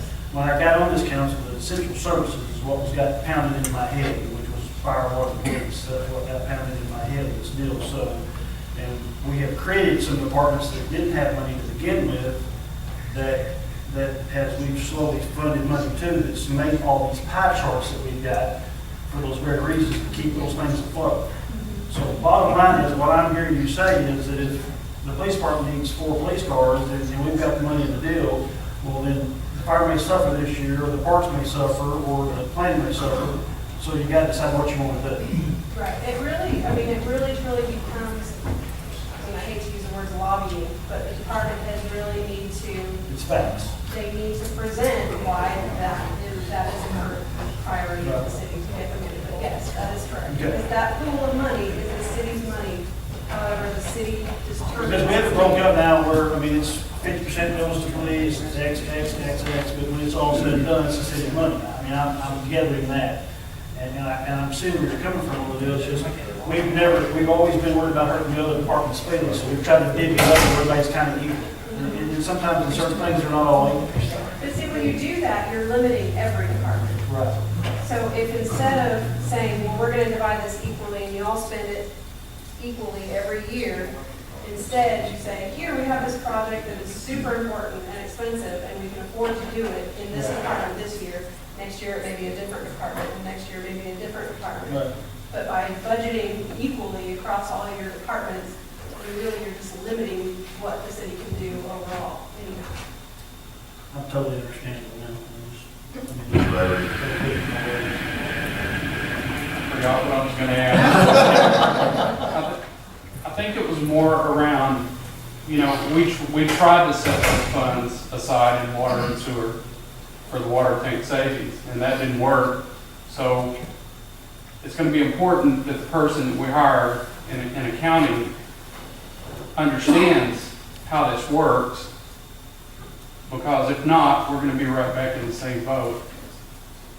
Well, So that concerns me gravely, because at the time, we were advised that what we were doing was the correct way to do that. And now we're finding out that we're $700 and something thousand short of that goal. So, well, Mr. Terry, I don't know if he was, it wasn't necessarily that Mr. Terry, wasn't necessarily joking a while ago, or whoever said it, said whoever comes, no, it was this Mr. Terry that said whoever comes in, the only requirement would be to know how to run this software, but that's a pretty good, that wouldn't be the only requirement, but yes, they would have to know, and they would not, we wouldn't hire them if it was not understandable, and that's what you're so we're in June. Budgets will start in October, and you've got to get a finance person in here and get them trained. So I would advise that if you allocate professional fees, that you allocate enough to not have to come back to the pot, because someone's going to have to train this individual. Unless they're already overly skilled in normal software, then they don't need as much training. Well, You're not going to find someone that's overly skilled. for someone that understands accounting, it's already. Accounting and government accounting are two different entities, and there's going to have to be some training evolved into that position. So that's going to have to be built into those professional fees, is to allow that person to be trained, or someone training them on how to use this system that they set up. Steve, I'm going to ask you, the gentleman asked me in the back, you deal with a lot of municipalities in these budgets, and I would assume you've heard these same questions from these other cities that you deal with that we're battling, that we're kind of bantering back and forth about the process of budgeting and those kind of things. And I think, I guess we heard you say at the first of this meeting, what your recommendations are, but what you're hearing here on these processes, do you hear these things from other cities? Yes, but I think the recommendations that she's making are right on point, and what you said is right on point. It's a matter of how we go about doing that, but I think it probably would be, I'm not trying, from our standpoint, that you need to deal with your needs for getting your accounting house finished up in order. But it would do you well to get some specific training for your new finance director. How do we do that in this software? They need to have a good accounting background. I think you ought to look for both things, a good accounting background and then training on the software. The software is very intuitive, but you're right, governmental, we've got to be aware of what needs to happen, restricted funds, this, that. She'll do a good job of putting the process together, checklists. And then I will help them with proceeding. Charlotte's got the background to help. Y'all are in a great position to bring somebody in, but don't assume they're going to be able to just walk in and pick up this software and everything will work right. I can help a great deal, and they should already know how to make journal entries. and I can direct them there. Did that answer Yes. your Yeah. question? I mean, you know, I heard a coach talk about some players recently, he said that's something that we're still improving. And I think part of what we have done over the years is we've chosen the wrong people sometimes, and then we didn't help them a whole lot. You know what I mean? I mean, I think we probably hired people that weren't ready for the job, and then we put them into a job that they weren't trained to do, and then we, you know, just like Lance said earlier, like all of us have said, what goes on in the accounting office isn't really what I care about, just tell me the bottom line, you know, which is probably more pressure than, you know, but I think what we're faced with at this point is we need to put the right person in the job and give them the right training. We have a motion on the table. Not quite yet. Mayor, can I ask one question about the motion? Yes, sir. I need to understand where the water funds, I understand the city sales and use tax are restricted, that's pretty straightforward, but where do the water revenue funds fit into this motion? Well, they would be restricted as well. Well, that's what I want to hear. Yes. I mean, there's no difference. Yes. Are you saying you have virtual accounts you want to hang on to? No. No. Okay, then you're not affected by Do the not resolution. want any virtual accounts. All of your funds are restricted, right? That's what I'm, Yes. Well, no, I mean, they've got water tap, they've got sewer tap, special sewer tap, and meter deposit and refund, and those virtual accounts can probably be I'm not worried about those. closed. I'm more But worried water about systems water revenue, revenue. water owed, and sewer owed, and all. The water system revenue account can't close, No, and then there's a water O&M fund checking account and a sewer. I just didn't want you to vote on a resolution and then Yes, you have to come back and fix it. have to come back and fix that. No, appreciate that. I feel like we need to name the accounts that are going to be closed instead of just all these random virtual accounts that don't have value or whatever it is. But Well, I think what we're voting on right now, and you guys can argue The with me, generality of. yes, is the concept of what we're asking them to do. And that's up The to- process. Not that we don't care about the details, we just don't know what they are. So you have some more verbs. mainly it's about closing these unrestricted virtual accounts. That's what we want to do, the ones that don't serve a true value or purpose. But is that enough? Is it specific enough?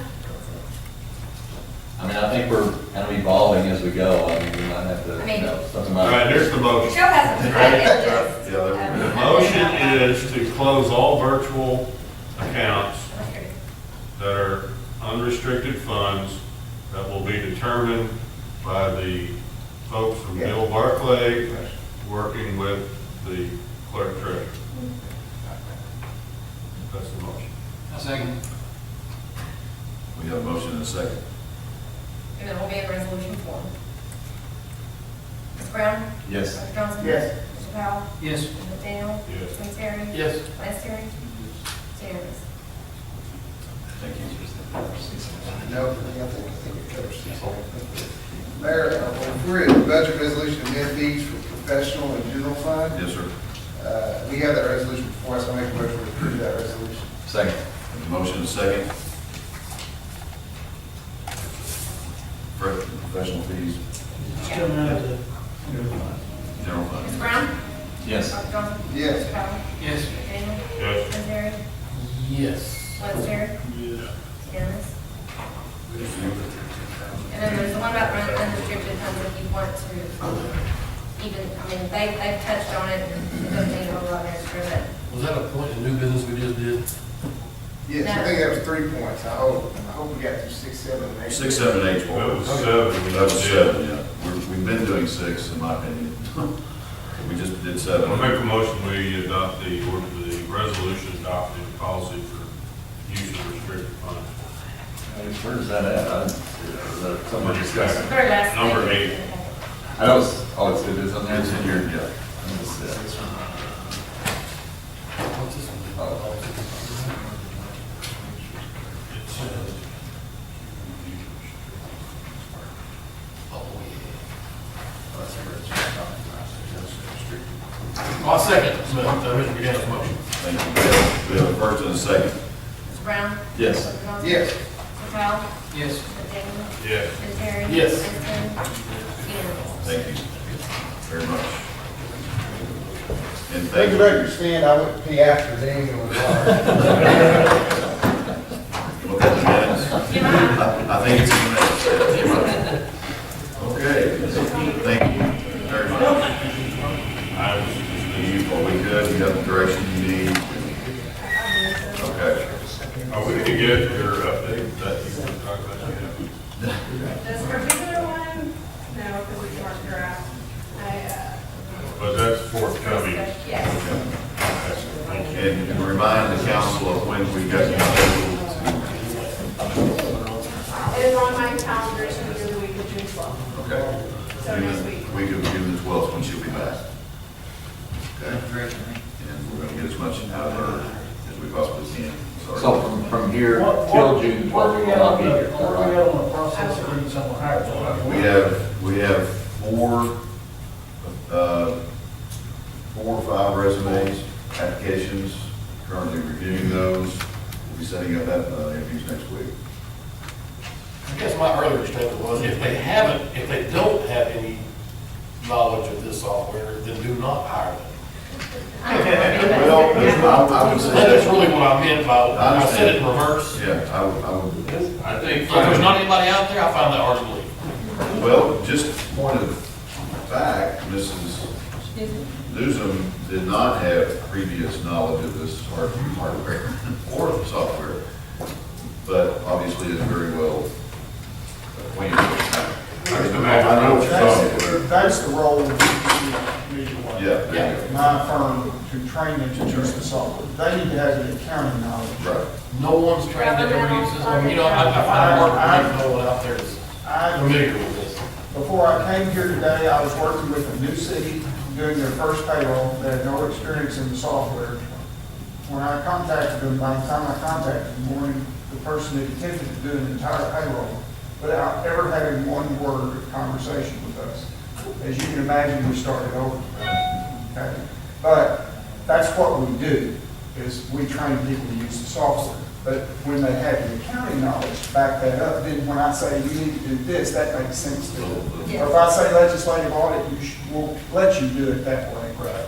They need to be able to understand what I'm telling them. We can show them how to run the software, because generally people don't have experience in it. You're going to hire a new person, they're going to come from banking industry or accounting or industry, you know, they're going to come from somewhere else. The fact that they're In all accountants. likelihood, even if they come internally from your police department, you know, then they're not, won't have used the software except if it was Christmas. You know, who learned it very quickly, you know, but that's our role. I wouldn't make knowing Centerpoint a requirement. Then you're going to be limited to trying to find another city clerk from another town that's previously been using the software. I don't think you want to limit your pool that much. Myself, Charlotte, Tammy, so far. I've invited the chairman of the Parks, the Water Wastewater Commission, because of the state, I think, is important to them, as it is all departments, but I've invited him and also the chairman of the Parks Commission to sit in on this. That's what I've got right now, so. Thank you both very, very much. And I would say not just accounting, but fund accounting would be a plus. Governmental accounting would be a plus. You might see one of these. I'd be glad to, I've entertained that, and I think I spoke I think to it'd be a really somebody. good idea. It don't have to be any one certain, but if one's available. I think they ought to sit in with the interview. Or if they can, you know, you may have to go on the list, call somebody. Yeah, I don't want to mix legislative and administrative duties, but I really feel like you've heard me say this before, this is probably the most important job in the city. And we need to make the right choice here. So I want everybody, to Lance's point, if somebody's available. Just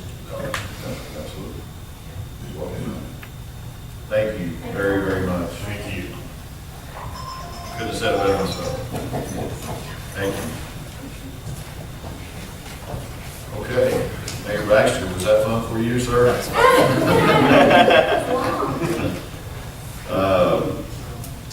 Again, apologize to those that have been waiting through all that, but that's, as you can see, that was very, very important. And we got to get it going in the right direction. We are at the committee reports, Sebastian County Boys and Girls Club. Kenny's not here, and I did not see a written report from him, but so if you have questions, let Tammy know, and we'll direct those to Mr. Sunday. SRCA, I know you have a written report from Lisa. Parks Commission, there's a written report. Gary Brown Consulting, Gary is here. If you have any questions? Okay. There's also a report from you, I think, in the back. MHG Construction is not here tonight, Michael. We know they're busy working on the street department. That project is going well. Simon might want to touch on that later. Water Wastewater Commission, Mr. Radder, did you have anything? I didn't have anything. We did not have a meeting in May. So if you have any questions, I'm here to answer, but we don't know. We learned you don't have any money, so you're off the agenda. Councilman Terry has a question. It was about the street deal. Did we check into that question I called and asked you about in the? I visited with Mr. Wiley about it, and then I've not been able to talk to Mr. Lejeune because he's been gone quite a bit. I don't know. Simon, did you discuss, you probably don't want to talk about the putting the brick on the north side of the building. Obviously, it would cost money, obviously, but Mr. Terry called me one afternoon. I think I called you, didn't I? Another brick or another building is for equipment. No, it was, when we put brick on the one side and the front side, but it just doesn't look, I mean, it's like we. On the north side, you mean like over there on the side of the Recycle center. Toward the recycling center. Right now, there's a fence that comes up. I think, I can't speak for you, but I think the point is, if ever the fence comes down, or we do something different, then you have no brick. Right, I mean, Change that would be, at this point, would be probably pretty expensive because they already have the tent up there, they're done on the side of the building.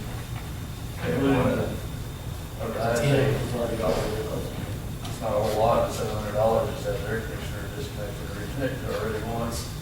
Well, I guess that's those things that I did not visualize. I assumed it was on. well, I did too, I just happened to see it, and it just, I mean, to me, it just looks unfinished. I mean, if we ever do decide to do something different over there, took that down, and then here, you're gonna have to do it, and then it may be expensive now, but if we do it later, it's gonna be really expensive. We figured that out through our times. Things get cheaper over time. Yeah, boy. But anyway, I'm just curious, I mean, if it was supposed to be like Yeah, that. it is as it was planned. I mean, they didn't change. And I understand that fence is there, but Yeah, to me, no, I mean, if we're going to, I just think if it was If even the council- possible, that, If you want us to find out the cost. I want to find out. Okay, we can do I that. think I missed it in the beginning stages, and I agree with Lance. Okay. It sure would have looked better. We'll just find out. Thank you. Yes, sir. Can I address Commissioner or Council?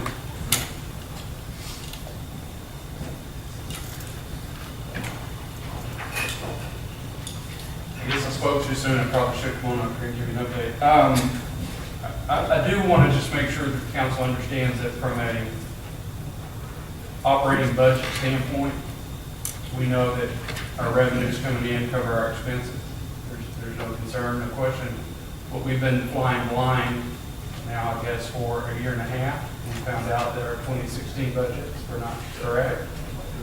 Going into 2017, our budgets were not correct. And so we're anxious to try to get this resolved so that we can understand going into 2018 that our budgets will be correct. So what is going to potentially be a hit for us would be the money that we had set aside and saved for future projects such as expansion of water and sewer.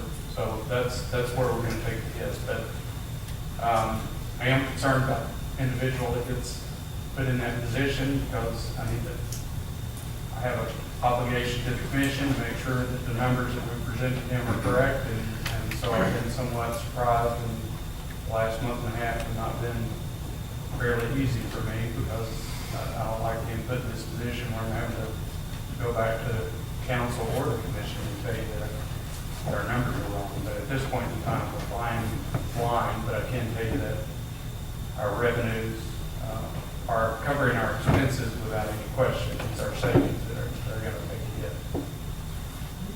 Mayor, I think Steve brings up a good point. What they, in the application process and interview process, are they just interviewed with you in the city? No, Do we have more involved? As the- I was invited to participate. Just talking about We were just talking about that. Then what do you want us to do that we're not already doing? Well, I think, to Mr. Terry's point, we got to make sure that the person's qualified from an accounting standpoint. It'd be great to have someone that understands fund accounting. That'd be great. It's going to be hard to find that person, but you've got to have someone at least that has a good, strong background in accounting.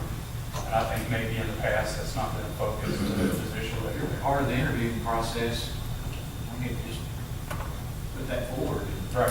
And I'd rather turn 4 down than get a bad one. And not have to pay them, and continue to pay Bell Barkley if we have to until we get someone that comes through the door that's what we need. And you're part of that process, and so is the mayor, so.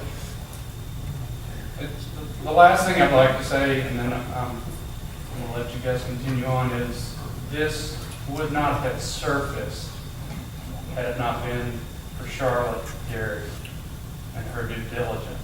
Charlotte's part of this interview process. Because she filled in a gap because we had someone out on sick leave.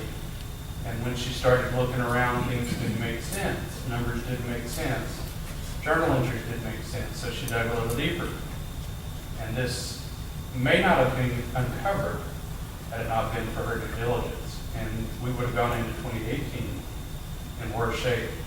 And water and sewer is not the only one impacted. I think we're just hit the largest because of the tank fund process. The money was supposed to be set aside and never was set aside. It was set aside in our budget, so it looked like it was being set aside from a paper standpoint. The money never was moved into those proper accounts. So I guess this is not the first time for Charlotte. About 12 years ago, she filled in and discovered something else. Been here before, yes. Yeah, it's been there before. all right, thank you. Thank you. And this may be a good opportunity or not a good opportunity or the right one, but let me just say too, very publicly and there's no doubt about it, all of this situation falls upon the mayor's responsibility as the mayor. And I take complete and full responsibility of where we are today. Because I am the mayor and that's what I ran for and that's the office I hold. So therefore, finance director works underneath me. I should know what's going on.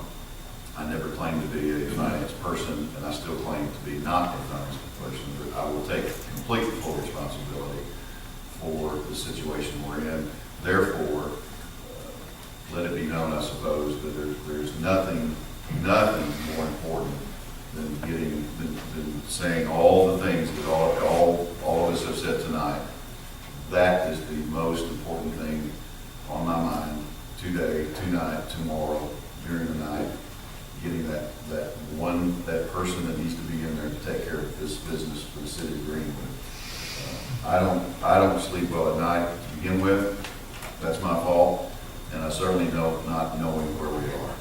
That is a very uneasy. To your defense, Mayor, you inherited it.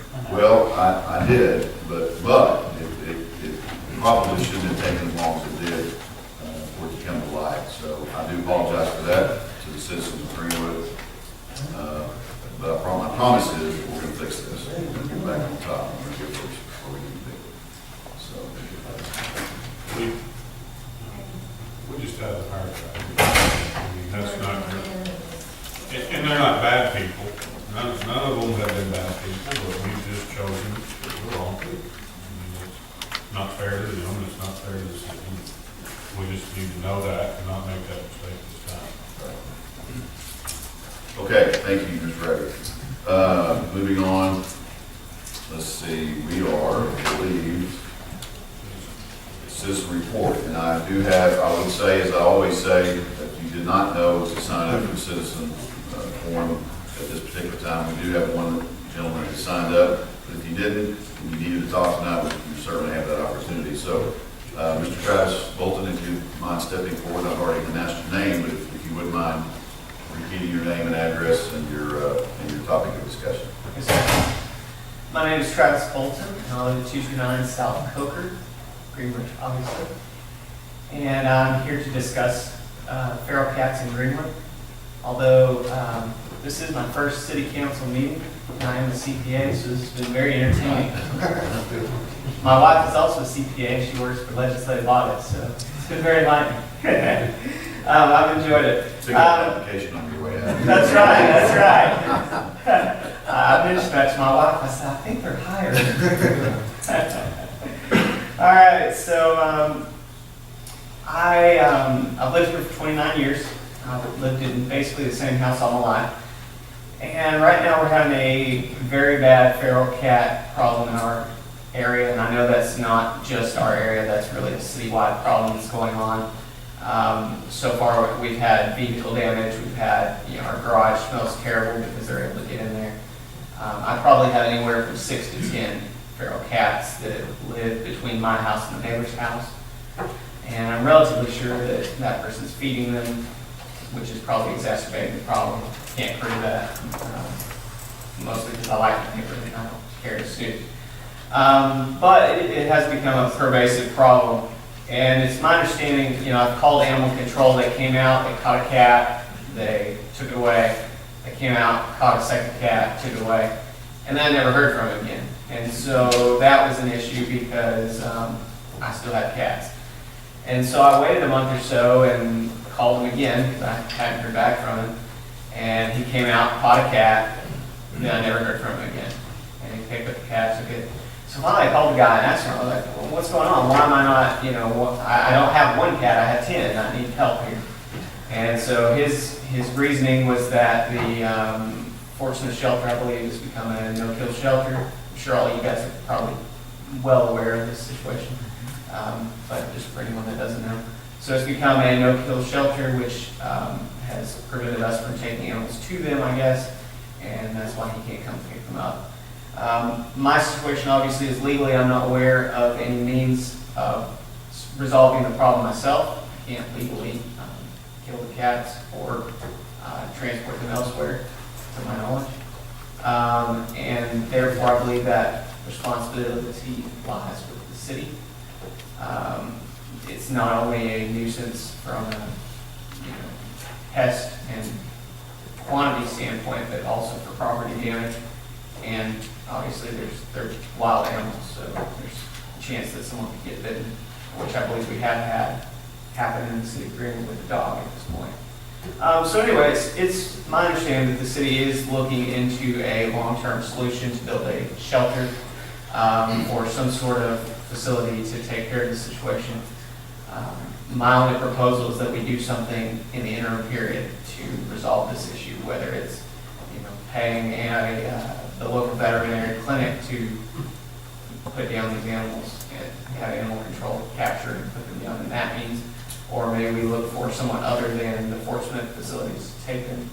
I'm not sure what you guys consider at this point, but it is a huge nuisance, and it would be nice if we did something in the short term, not just in the long term. Thank you. Suppose these cats originate up the street from the apartments. I can't say where they originated, but I can say that I'm relatively sure that people between me and the apartments are exacerbating the issue through feeding. To get you, and I appreciate you coming. I think we spoke on the phone a little bit about the same thing, and certainly Rick, our code enforcement or animal control officer, is well aware of it. Right. And the council had time to respond to your statements and everything. There are a couple of, to get the council up to date, which we've not done that in a while. Let's talk about a means of taking care of this. We have actually within the last month, I guess, I've had 3 different citizens come forward, not necessarily citizens of Greenwood, 2, and then 1 lives outside of citizens, come forward and to talk to me about the possibility of them going into a business, not necessarily a humane society, but a business of doggy daycare, if you will, a little bit. And all three were curious if the city would be interested in using their facility. And of course, we're interested in using all three facilities if they all open at the same time or even different, because this is a continuing problem, big problem. As summer approaches, or here, the problem will get worse. It just seems to be that way for cats and dogs. And I was looking at the animal control Officer Ricketts' report this week, and he had 29 animal calls, and raccoons that were sick, and just very serious issues. And then, as always, for the last few months, I guess he's always talking about all the calls that he gets that he can't do anything about, which is a horrible state to be in. We have a very good animal control officer, code enforcement officer. He is equipped well, finally, with a new truck and new pen cages on his truck, but no place to take the animals. Correct. So I just want to say that the three individuals, one in particular, I'm not at liberty to mention a name yet, because I don't think we're ready for that, but they are probably building, as we speak, a facility that will house these animals for us, and we pay them just as we did the Humane Society enforcement. Officer Ricketts is actually certified, correct, as to euthanize animals himself.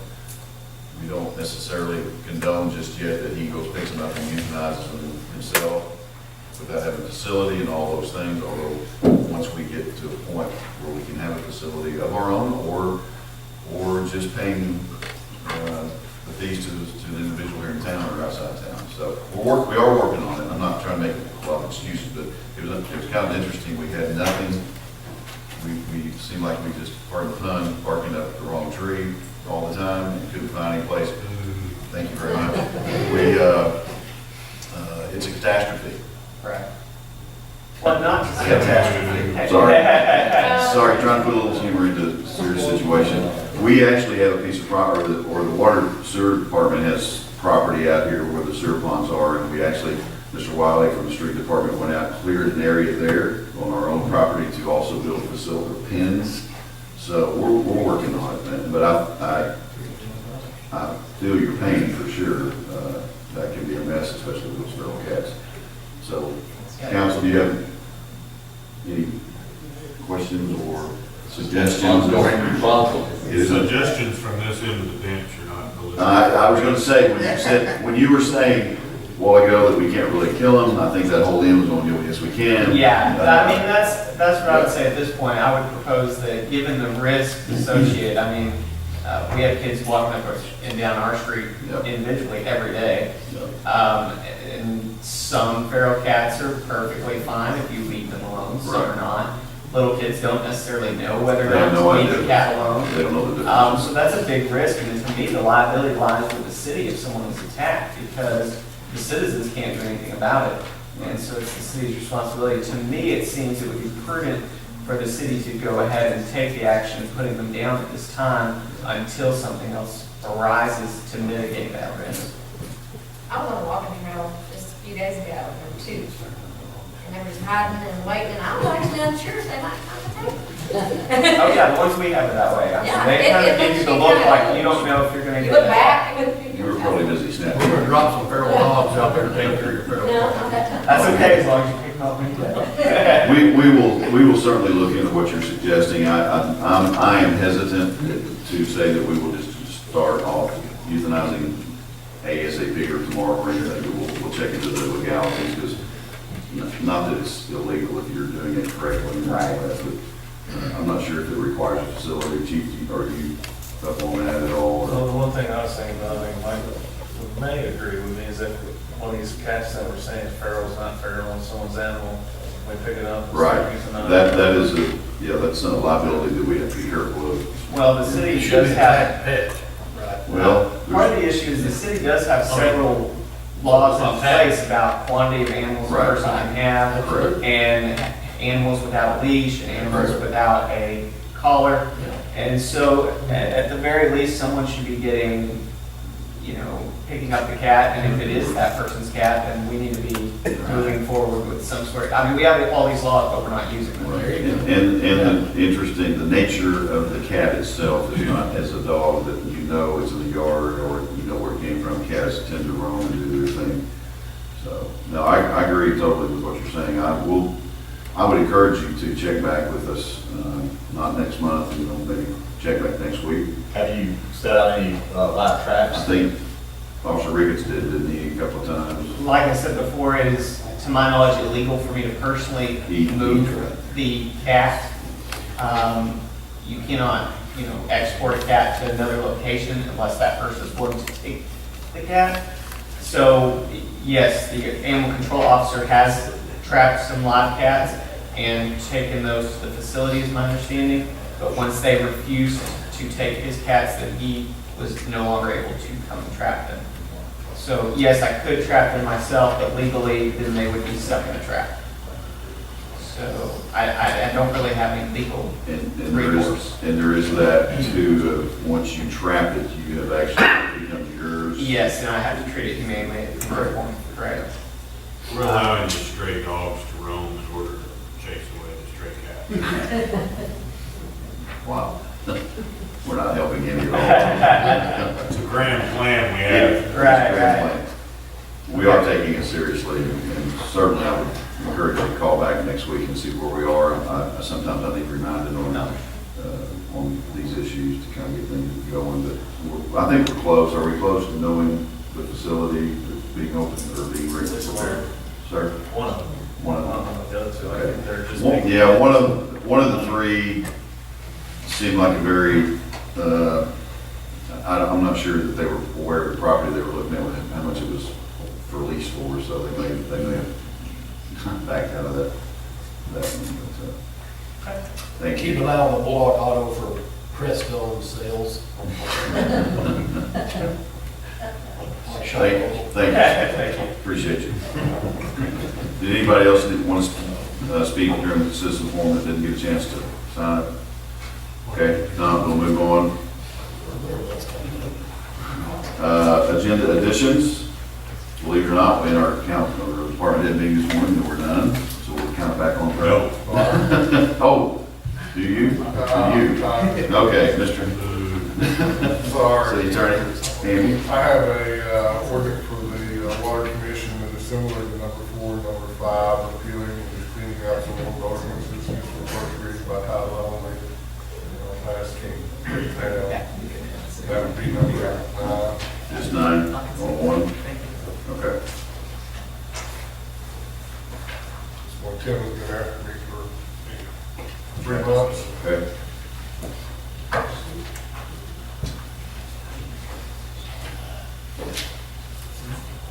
Okay, old business, sanitation contract review in your packet. You have, I believe, Mr. McDaniel's tweet, is that a correct term for the solid waste materials management contract? Some changes that are, and I don't have them highlighted or anything. Can you elaborate on that, Mr. McDaniel? Are you trying, I don't know. Or is this a document that you had made changes on?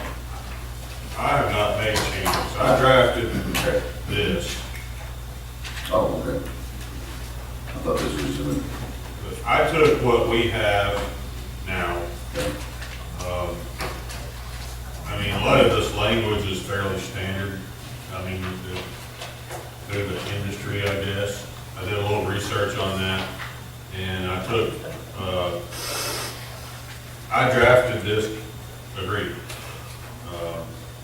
from scratch and incorporated all of those things in there. Whether it's good or not, achieves what we're trying to achieve, there it is. Okay, I know, Mr. McKinney, did you get a copy of this before?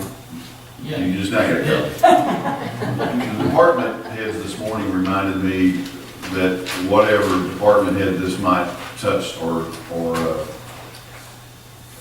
it's not a big word I'm looking for, truly. effects, thank you so much. Thank you.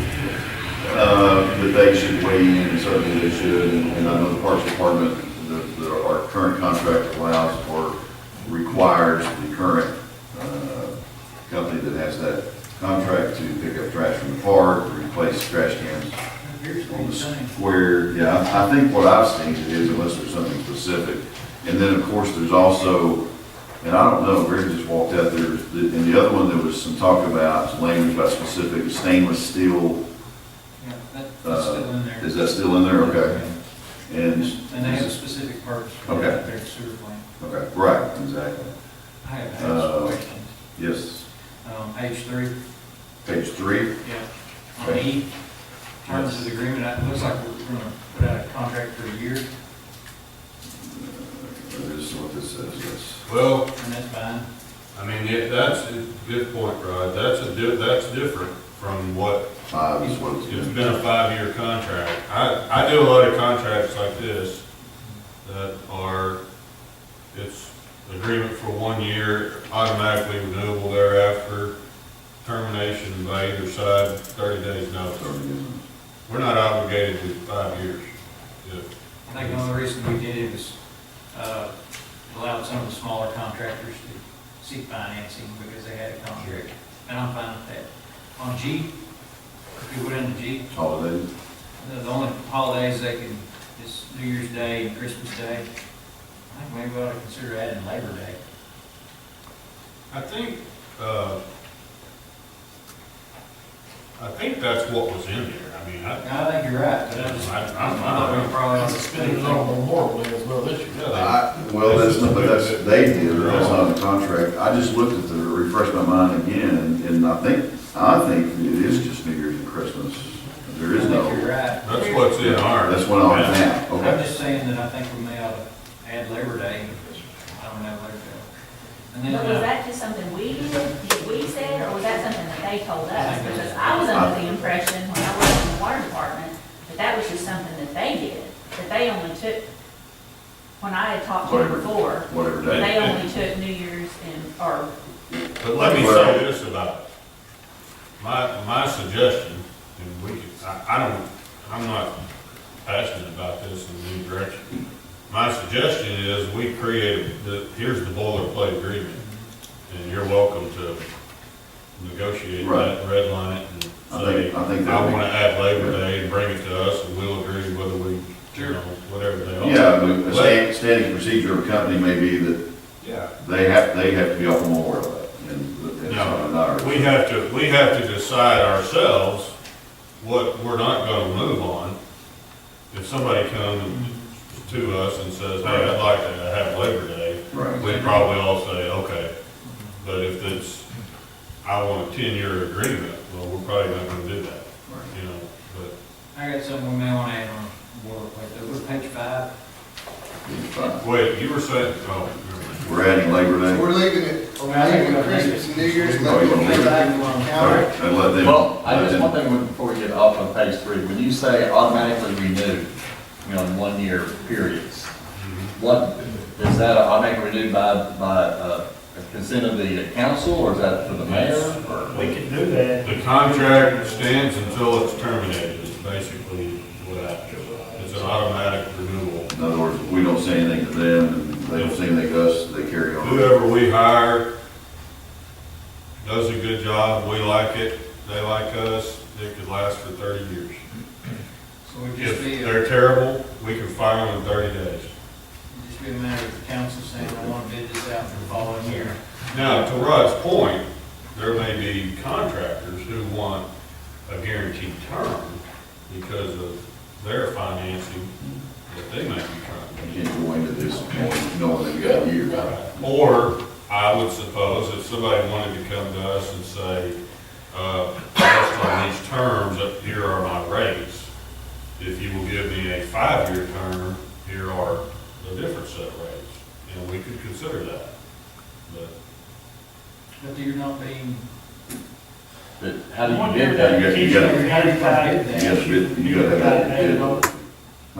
So the 1 year keeps you from being locked into keeps us. But there, it may be that we weed out some of the smaller ones by doing that, because they may need to have longer terms, because they may need to go buy a new truck that we're requiring. That's what he's saying, they can negotiate that. Well, we won't be able to negotiate it once we put it out for bid. Mr. Hamby might speak to it differently than what I'm telling you here, but, I mean, that's kind of legalese I like, agreement language of, I like what you came up with. technically, it's 30 days is what we got. We've had issues, and if we have nobody bids, then we can come back and readdress the issue.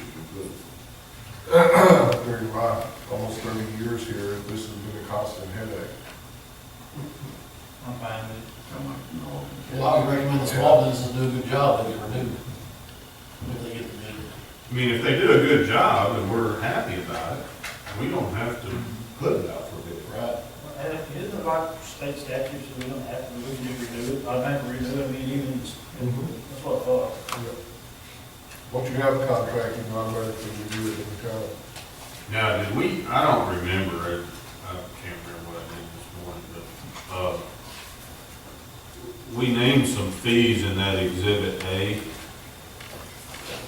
If this went on for 20 years, I suspect somebody's gonna come back at some point and say, hey, I gotta go up $1 or whatever.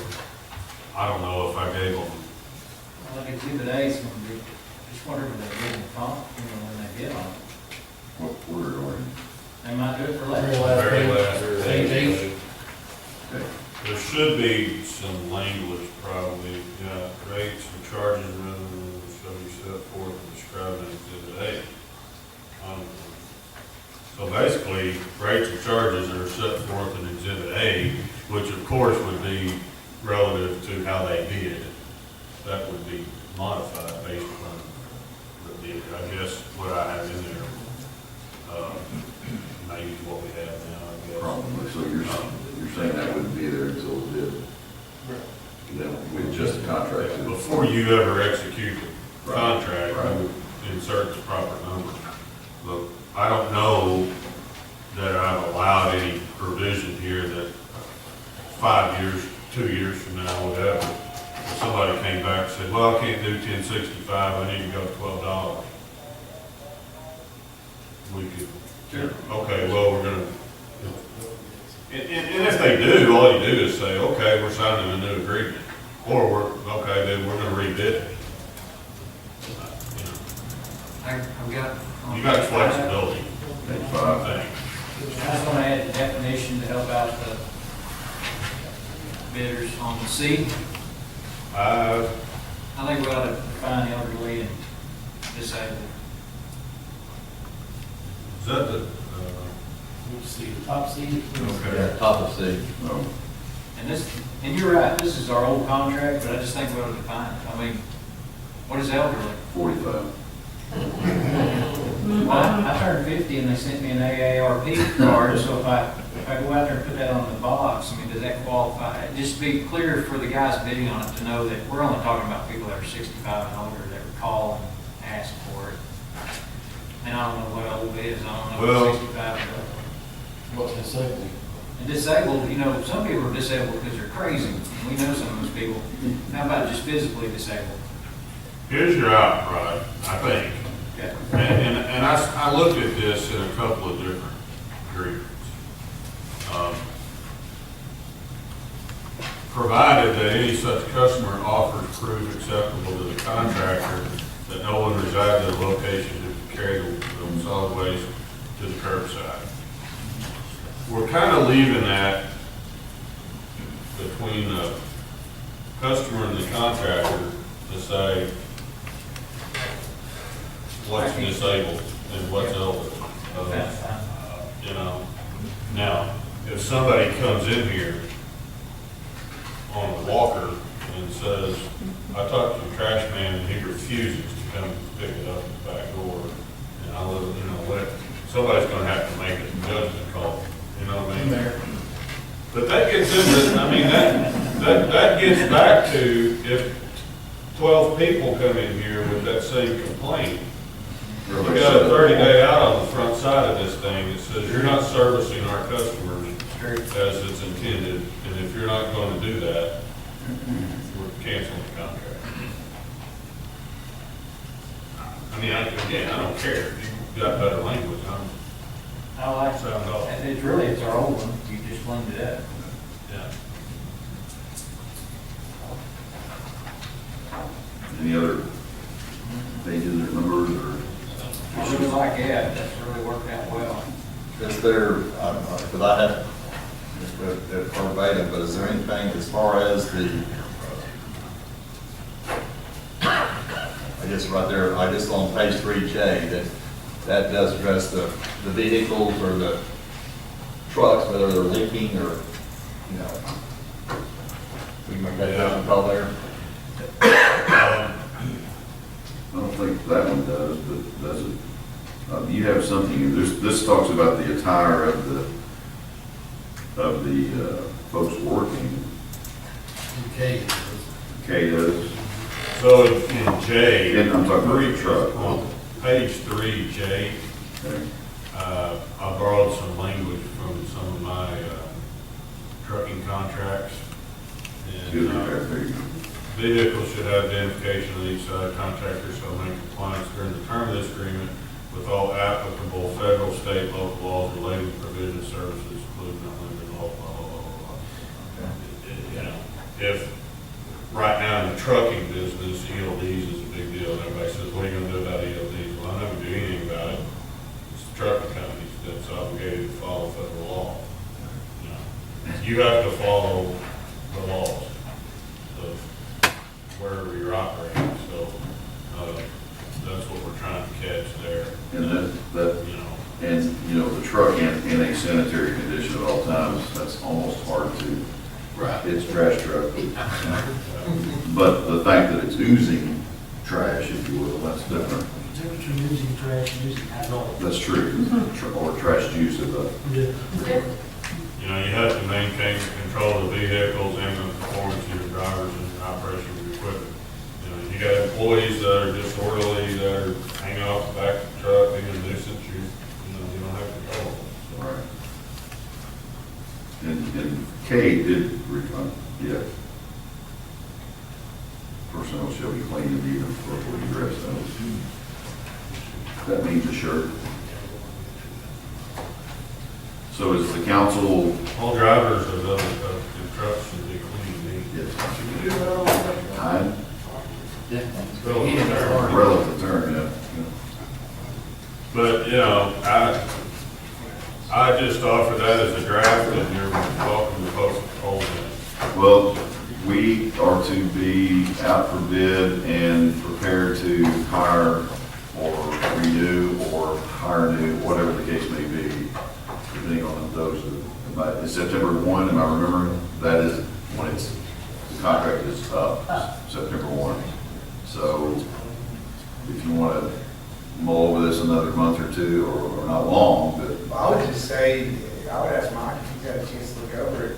I read it, I think it looks great. If he's approving of it, I would, whatever motion he made to move forward on that contract, I would applaud council member McDaniel's efforts down there on that end of the table. Thank you. So would there be a motion to adopt this contract? Need a motion to use that contract as a basis for the bid. I make that motion. I'll second it. That motion in a second. Without the pricing in it. Without Correct, yes, I'm sorry, price. yes, without the pricing. I believe Dr. Johnson made a motion and Mr. Powell, second. You use that contract as a basis for the bid. Minus For the bid to expire. the price. Rates to be determined at the time of Right. bid.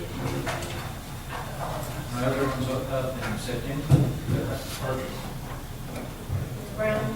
Yes. Dr. Johnson? Yes. Mr. Powell? Yes. McDaniel? Yes. Ms. Terry? Yes. Ms. Terry? Yes. Thank you. Number 2 is a community garden discussion, and I had a brief discussion with the young lady that is pursuing this. This is just something I kind of brought to your attention last month. We continue to talk about it. There's still interest in it. We're kind of slowly missing the boat, if you will, to planting a whole lot, but she assured me today that it's not too late. She advised advised me, I guess, or suggested that I take a look at the little community garden that's built behind what is that little building there at the school behind the Parent Resource Center. There's a small picket fence, privacy fence, very neatly done, very well done. They actually have a little chicken coop in there. There's no chickens. We checked today, but anyway, we're gonna keep looking at that. I had a couple of suggestions. One, obviously, to utilize the property we have on Main. The other would be to look at the historical district over here, and I'm not, Mr. Bean of First National has not gotten back with her. We've not made contact, so still just kind of pursuing that. There is some interest in it. In fact, our manager, if you will, Mrs. Brown of our Home Square Farmers Market is interested in becoming part of that and helping. So it's kind of like a vegetable garden? Yes. Yes. It's plant seed. I know, that's exactly. So we're working on it. We're just keep talking. Number 3, under new business, is a resolution to amend salary range for finance director position. This is the end discussion, if you will, of what we talked about tonight. And I think all the thoughts and the discussion of making sure we get the right person with the right education. Where did you come up with the? Charlotte and I, or actually it was Charlotte, I'm taking credit, I didn't do any of it. Charlotte took, I'm not blaming Charlotte. I'm saying Charlotte, we looked at the meeting, go ahead. How we came up with that? Well, I mean, I Googled, basically, Cities. but Arkansas, accountant 3 is in the definition fit but water median, and it was the median income for that in Arkansas was $73,000 or so. Well, I'm just kind of course, I don't have a current one. I have a 2014 salary survey of cities 10,000 and above, and it's like we're up there in the upper range of cities, 30,000 and above. Yes, we looked at that AML survey as well. The AML didn't serve us well, and I don't mean to downgrade the AML on anything, but that did not necessarily serve us very well, or any other department head when we were going through the scales for all department heads. So, I mean, it is certainly something to look at. I mean, we're taking the current max, basically, and we're saying that's the minimum. That's correct. Because we are trying to make sure that we get the education, the experience that has been proven tonight that we need to be on top of our game in the finance department. I know it's a huge jump. Believe me, I still cringe, even Tammy can vouch for that when I look at it, but we feel like in order to get the right person in education. Now, let me say this too, as everybody knows, it's common sense. Anybody can walk in with the perfect resume and the perfect background and all that stuff that on paper and still not be a great employee. They might be a great accountant, and they may not be a great employee, or the other way around. For all of what you guys said tonight and what you heard from this young lady, to get that kind of person back there, this may not be it. To get what you need in that finance office with your fund accounting, your CenterPoint software, the max may not get what you want.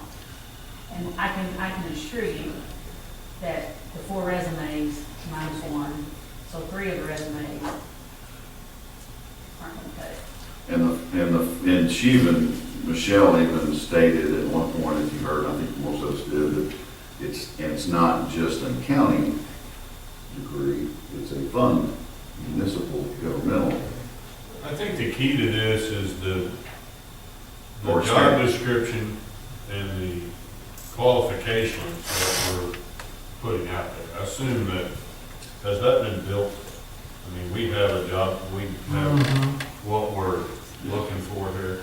What we advertise, I don't have it in front of me, but with two of the main things we ask for, and you can, Michelle, or Charlotte can elaborate better or more accurately, is a 4-year degree in accounting and at the minimum of 4 years of managerial experience in accounting. And the rest of it is, So, the pardon my ignorance, do we have on file here in the city job descriptions for the various jobs? Yes. So we, I mean, it, Do you want me to get you guys what we have for a Yeah. finance director? I mean, yeah, if you don't mind. Yeah, we have, I mean, if that's easy. But I assume it's, you know, we want fund accounting and all those things. I don't know. I'm not sure that this job description. In other words, I want to make sure, what I'm just trying to say is, I want to make sure we have a job description that gets us the person we need. Sure. Right? Sure. You know, you could have somebody that meets this job description that's worth $35,000 a year, if your job description's not right, you know what I'm saying? And maybe it is, you know. Well, I think I'd still like to drop it down to like, somewhere like 45 to, 75, something like that, range. And there again, if we get somebody, then the mayor comes to us and says, hey, this is a person that, boy, it's really good candidate and stuff, but it's gonna take X amount of dollars to give them.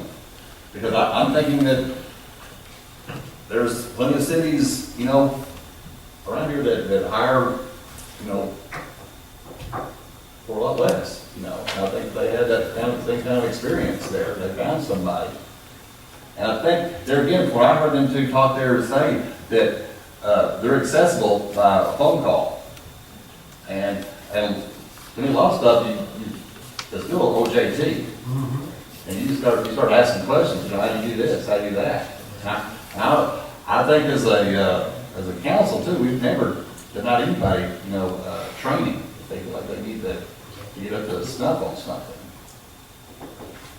I know this minimum maximum deal got put in our lap a long time ago, and I think we've changed every single one of the maximums and we'll put a lot more than what we originally were starting. I mean, you're looking at that study right there that had a bunch of numbers, and I bet you none of the stuff we have right now on the file is even close to what we started with. Unfortunately, pay pops out, people. I mean, that's just life.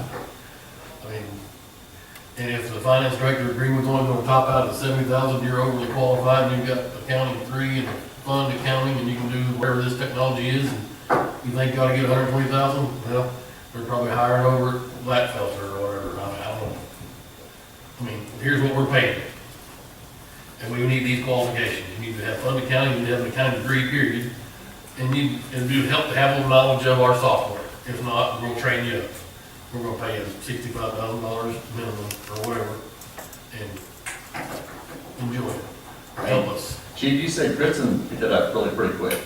Bet she'd do it for 65 grand tomorrow. I think she could do it. Her big thing, and of course I hate to tell you what our conversations are, but she did a lot of the work back there, and I think it was a hit to the finance department when we took her, but. Well, I think the software can be, learned. I mean, that's why we had somebody, that's why I asked him, I said, how do you provide the training? He said, comes on site, we pay him, but they can call and get unlimited. And so I think the person has a good accounting background. I mean, 'cause I know that, and Steve's not here, but when you start talking about bond issuance and accounting of that, it gets pretty complicated and pretty involved. And so I think we do need somebody with sound, accounting principles. But I think as far as learning software, I mean, We're not. I don't think the software thing, in my mind, that software thing isn't a big issue. I mean, If you're an accountant. It's critical. Yeah, it was. No, I'm saying it's critically important that the person that we hire knows how to run the software. If you hire the right person, they should know how to run the software. They can learn. Or they will learn. I mean, that's just the way it works. I know this, up at the school, I mean, my wife's the technology director right now, and a network admin, or whatever they call them, which is hard to come by. The school system has got a low-range pay scale. And you can't hire what a network admin gets paid at a school. They can go to ArcVest Technology and get paid double what they can make at school. So what you get is the guy who isn't a network admin, who wants to be a network admin, who comes in and learns how to be one, and then he leaves. He goes and gets that. Now I have 4 years experience, I'm gone. And maybe that works, but I think this, yeah, I mean, you know, and it's not terrible, but it makes it really difficult to hire qualified people in front of this thing. I think the finance Our budget people, also makes it hard to hire. I agree. I mean, I think you're in a school system, you're probably talking 50 to 70 range in the finance. I'd go on with that, 50 to 70. I don't know that, but. You know, I think 45 to 75, that gives you a pretty good range, and if somebody's very qualified, I guess we go up there on 55, 70. We try to hire in our business, we have a range, and we try to hire or maintain in the middle, at a minimum, right? Right. To be competitive, you want to be competitive, and you want to get people that aren't going to leave next year, and that kind of thing. We certainly don't want to start somebody out on the top of the pay range. You know, they gotta have room to prove themselves, to grow in the job, to have a career path and all of those things. But, you know, what the correct range is, I don't know. Can I just put this out there just to think about, what would you, in your mind, give for an accountant like Michelle? What, just put that out there. If you could have someone like her, who's been there and done that, she's a forensic accountant, she is versed in, well, you heard her tonight, she's versed, well-rounded in all governmental aspects. What would you pay for someone? Right now, we're paying quite a bit, but. I'm just saying, what would you pay for someone like her? I think for Greenwood, Arkansas, there's a lot of people that would love to work in Greenwood, Arkansas, have a 10-minute commute, you know, and back, and I think, and again, I don't know, maybe you say, if we put it out there with a range of 45 to 75, we get, you know, 4 qualified, or 4 candidates, we think they're not desirable enough, so then we have to come back and say, I guess we need to, you know, up the ante, but, I don't think we should, I mean, that's blows my mind, 95,000. I mean, boy, get the big time. I didn't get an answer. Well, I don't think 65 you can hire for more than 6 people. Do what? I said you're not going to be able to hire her for more than 6 people. Right. yeah, I mean, that, Again, this is in Greenwood, not Walmart. So, if our finances are in that bad shape, then we need to figure out So something. it's not about being in bad shape, it's about keeping them at the top of the game. Well, let's look at how we got our last 2 finance directors. How we passed the last 1,000 legislative offices. So, I mean, Yeah, but they don't we work. can say we're not gonna get who we want for $65,000, $75,000. We're gonna have to pay them $85,000, $90,000. But I don't know yet that we've really gone out and beat the bushes to know that that's a true fact. Because the people we've hired have been people we've hired, sort of in-house and sort of just the way we've done it. And, you know, it may be that we go out here and set this minimum maximum and they come back to us and say, look, we've set it and we ain't getting any bots on anybody. And then we say, okay, let's move it up a bit until we start getting the bots. But I don't know that you start out as high. You know, it's just like negotiating a contract, and I don't necessarily want, to me, the most I would ever want to pay anybody there in that position right now with our finances the way it is and the way we look, $95,000, we're already out there tapping out. And maybe what we do is pull back a little, see where we're at with the candidates, and then if we're not getting, trust the interview process, and if, like you say, 1 out of the 4, right? That's better than 0 out of the 4.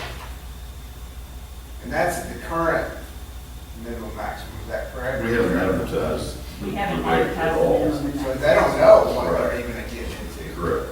But I think that's where, Mayor, I think that's where you really do see council, and I appreciate you bringing in other people. I mean, bring in maybe a council person up there to help, somebody like a Steve Radley or somebody that's had, Daniel McDaniel, I mean, he's hired a lot out there. But I mean, somebody that's kind of had much more experience, and they can kind of look through a resume and see, he kind of would be moldable and be willing to learn and but also not just be blowing smoke, say, I just, get the job.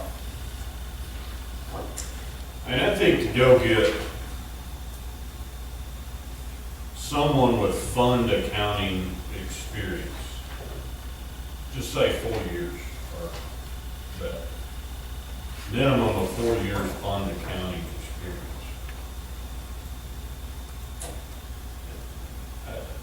I don't see how you're gonna get that person.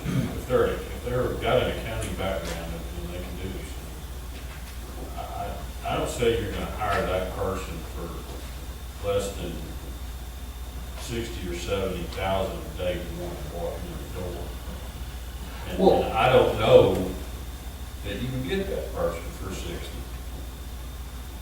But I think that's where, I guess we have the resources. We have municipal league to help, again, because you're right, I don't think we get somebody maybe with 4 or 5 years of fund experience, because I think if they're again, unless they just are wanting to move to, small town, or they grew up here, I think they're gonna go on to, bigger places, that, Walmart or, I think that, Bentonville. we've experimented enough. We know that. We've tried the experiments and we've paid the. Well, I think we've experimented, but we've allowed on just a mayor, and I think somehow that's where it's, anything against, Doug, but I think that's where we've allowed, a mayor just to say. We've always approved the hires.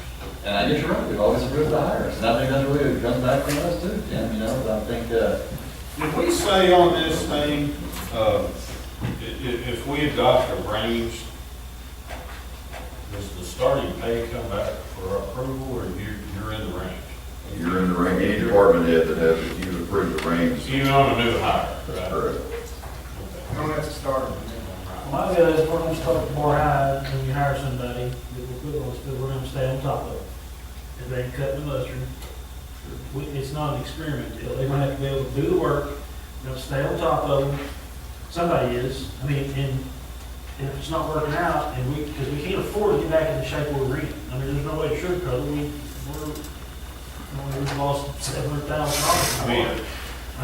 Our job, if you boil it all down to the brass tacks, our job is to manage the finances of the city and the assets. This is the person that's got to do it. We're not going to be here every day doing it. I just think it's a very important job. Now, I'm not saying go hire somebody and pay $95,000.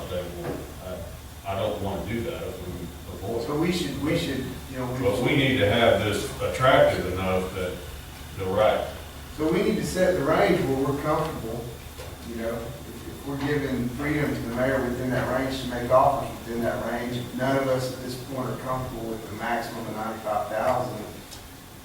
We need to change our range. If we pass this resolution, the mayor can go out and hire for 95,000, and we just have to say, okay, and hope it works out. I like your thought, and AC is kind of too, Doc, as far as, let's set it, if you don't get what we think we need to be getting, then we'll come back and revisit it. To me, that's the best idea, that put it out there, we might get to. And I'm okay with changing the range, the old range was, where was it, 30 to something to Yeah. 60 something. I I'll mean, put it up on there, yeah. that's clearly, the maximum there clearly is not high enough to, 39 to 60. you know, 30,000 range seems broad to me. yeah, maybe we need a narrow range, maybe we run 60. I think 60 is minimum. That's a lot. I mean, we're talking about 30,000. Yeah, no. Range. But I'm thinking as a minimum, if you ask me, you know, what, as a minimum, I'd set 60,000 out there if you want to go find somebody. I wouldn't want to find somebody willing to do it for less, I don't think. Then with the importance we're placing on this job, and then just narrow that range, bring that Yeah, price down. I can't, the minimum, Well, if we do that range 45 to 75, you put at 60, it's right there in that sweet spot. That's 15 up from 45, and it's 15 down from 75. Well, how about 60 to 75? Well, because I think, you know, I kind of push it because you're trying to get for that, to me, you're trying to try for that midpoint, is really what you're trying to start out at. And if you say 60 to 70, you're going to get somebody around there 65. And Let me just ask this something about my mind. Charlotte, as the treasurer of the city, how much are you supposed to be handling your finances? Well, we try to segregate it. We also have an ordinance that the council passed that gave most all of the duties to the finance director. I mean, if you're gonna have a finance director, that's pretty much what he wants. In the absence, I'm doing financial record duties, but only because there's no one else to do them. Otherwise than that, the finance director is responsible for giving me reports. Then I work closely with them. Just, you know, in day-to-day activities and kind of overviewing. That's not my employee, so. I'm just wondering what the definition of a treasurer is and why you have You that. just go right back to the state law, that the city has to have a treasurer, and that treasurer is responsible to reporting to the public the financial condition of the city. Is that right, Mike? Does anybody remember in all these studies what the ranges were of some of the cities of similar size for finance directors? yeah, That we looked at? But I thought you had some stuff that were cities, I mean, actual cities and what they're paying. Oh, yeah. I hate the term similar size. Springdale, in 2014, Springdale was 81,000. Conway was 79,000. We get caught in population with not tax revenue. Well, that's true. I mean, those are huge towns. I mean, I'm just saying, towns our size, Clarksville's like 5,000 people, they've got a lot more money than they don't. And there you go, you're right. I mean, you know, we always go to, well, let's say the towns are 10,000 people, what do they pay? Well, that doesn't really count, 'cause they may have a big nuclear plant next to the World Osceola that pays their. That's like Osceola, you're absolutely right. Mayor, would you mind sharing your financial director's salary? I know. Sure, I don't mind, I can. Come decide this for us, will you? It's a joint decision. Our financial person in Mulberry gets paid $32,000 a year. And that, her duties are even more than, just the financial. Because her duties also include helping me out. And so I think that she does very well. I would say, this is just the way that we do it, as a suggestion, the council sets a budget, says, Mary, this is how much money you got. So Mary finds someone, Mary goes out and he'll find someone that will work within the budget that the council sets and try to find that person that is best qualified. And in all of the department heads, the mayor will hire the department head, but the city council can override that with 2/3 vote from the council, like it or don't like it. But that's kind of the way we do it. My suggestion is just, because I'm one of the vice presidents of the municipal league, and, we like to put out information. But you have to use that in the area that you are.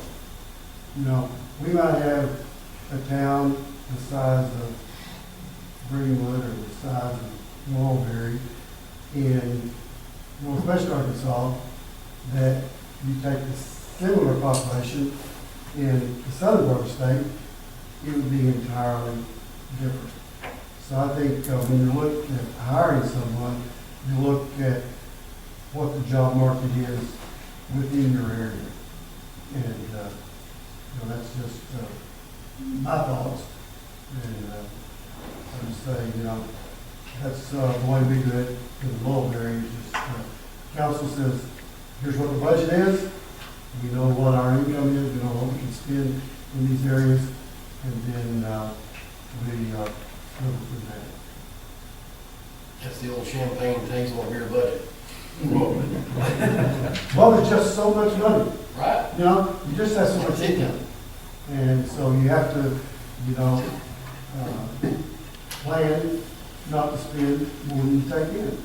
And that's what we do. We say, hey, this is what we project that we're going to take in, and so we build our budget on our projections. And we tell people throughout the year, it's like a sine wave, up and down. Some months you take in more, some months you take in less. But when it comes to December 31st, you better line out and fall out really. And we do a zero-based budget, and similar, I think, to what you do here is start off the year with whatever the budget is, and whatever it ends up at the end of the year. And we build a new budget for the next year, a zero-based budget, and sounds like y'all do similar to what you do. But, thank you for letting me come. I've enjoyed it. Come on. I enjoy, listening to what other cities do. And so often in the past, I used to turn on Fort Smith and watch some of their council meetings. But anyway, it's been very interesting. I appreciate all of you coming out. Thank you, Mayor. Commissioner, appreciate you being here. I would like to alter that resolution to say finance director 45 to 75.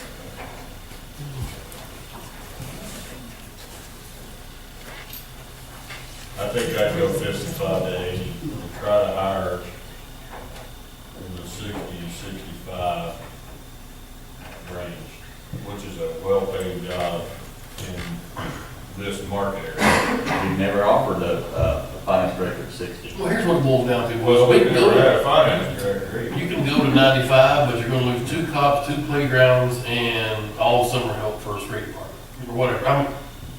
There you go. So, that's, whatever. I mean, I know it's a lot of money. I don't like it, but you can go to ABF and get a job. That lady right there could go to ABF and get a job making $130,000. Or she go to Bill Barkley. Or go to Bill Barkley and get paid that. I mean, But there might be some people that says, that still though, they just like, boy, having to just drive 10 minutes to work. And that's, I got a wife that did it. She quit a good job at Art Best Technologies, went to work up there at school.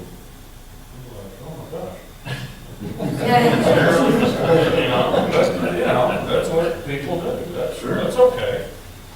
But 60, if you could hire somebody in that 60, 65. But I think it's been a learning process. We saw what kind of a crappy mayor, could do. And I think, Doug, the matter of on the shoulders, he seeks help. What was the current salary? I don't remember what it was. Like current is 50, I believe 54, is this, am I right? Okay. No, that's budget with me, I think it's. Well, just, if that's it though, somebody qualified for $5,000 more than a year. Well, that's what I'm saying. That's my point. I mean, for the mess, there's no way to sugarcoat the mess. For $5,000 more, I mean, we got somebody that is qualified. I mean, I see where he's coming from. Randy, what was your recommendation?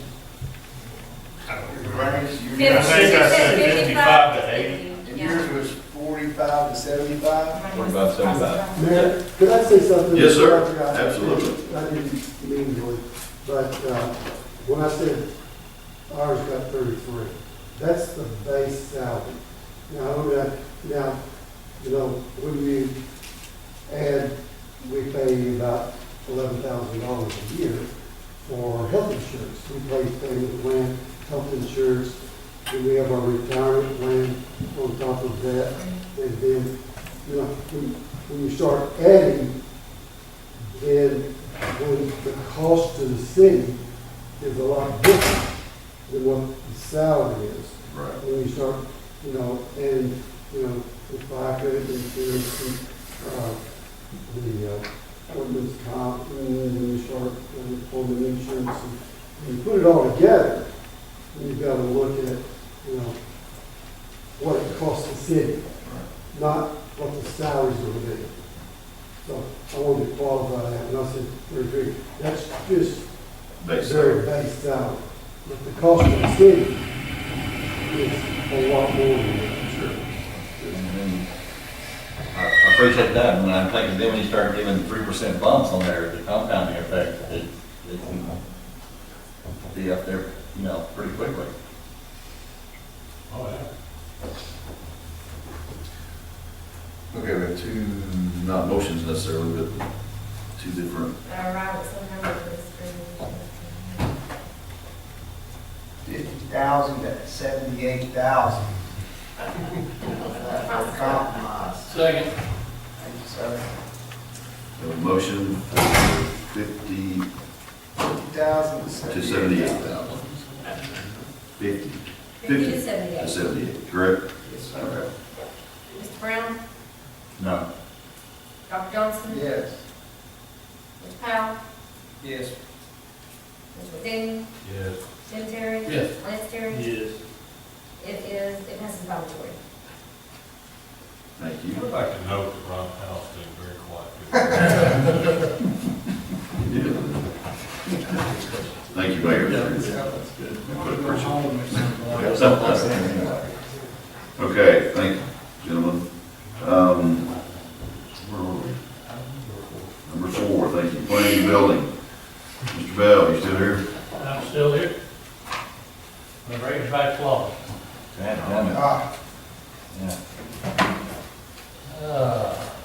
Mayor, council, Ms. Perry, I got two things on the agenda tonight. First thing that we have here is I'd like to repeal the ordinance 1310, which is known as the commercial guidelines for the city of Greenwood. And the reason why is that we've had some confusion when contractors come in, they're looking for commercial requirements. They look at this, they say, well, that's a guideline. That means y'all can suggest it, but we don't really have to follow it if we don't want to. So I would like to repeal that ordinance and replace it with basically the same ordinance with the words guideline taken out of it. It will read Greenwood commercial ordinance.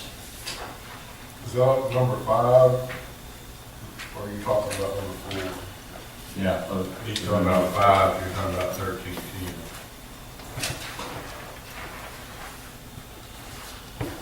Okay. Yeah, 316. I'm on 5, I'm sorry. Sonny, you say it's basically the same. Is anything, what's changed? Everywhere that said guideline before, it says ordinance now. That's the only thing that's changed. You've just taken the guidelines and we're just making it. Yeah, we're just just make it leaving the ordinance, guidelines. and that way if somebody comes and they're doing a commercial project, I can say, here's our ordinance on our commercial design.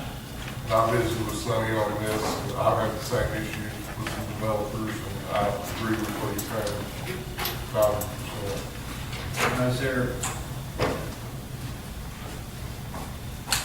so that's the only thing changed, just striking guidelines. Is there anything in it that, now that we have an opportunity that's in front of us to change things? We've had good luck with the ordinance, with, for example, the McDonald's project that's coming up, that went through real well. The EMT our guideline says that we don't want a blank canvas of metal on the front, but we said, we want a brick line on the bottom, and they said, well, it's a guideline, and we really don't have to do that. And I said, look, go to the street department and see what we required them to do. But on the east end of town, on Forest Hill, see what we made them to do, and you need to do the same thing. And I even brought the concept drawing up to the planning commission, and they said, yeah, we want you to put brick on the front of the office side of the building. It doesn't have to go on the bay side. The area that they have for the office, you will have brick on there. The only reason you took it to them was because without it, it wouldn't have met the current, what you call guidelines, which we'd like to move guidelines. And they could offer a variance. And that's what Sebastian County was wanting to do, is to kind of poll the planning commission to see if they would be willing to do a variance on that, and they said no.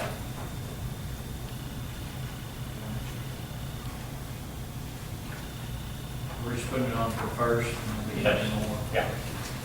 This is the 1310, we're not doing the 316. Yeah, and the reason why we're wanting to repeal instead of amend, Charlotte and I have talked about this before, we've got so many ordinances, and I think you'll see on the next one that I'm going to bring up here that has been amended over the years, and it creates confusion every time it's amended.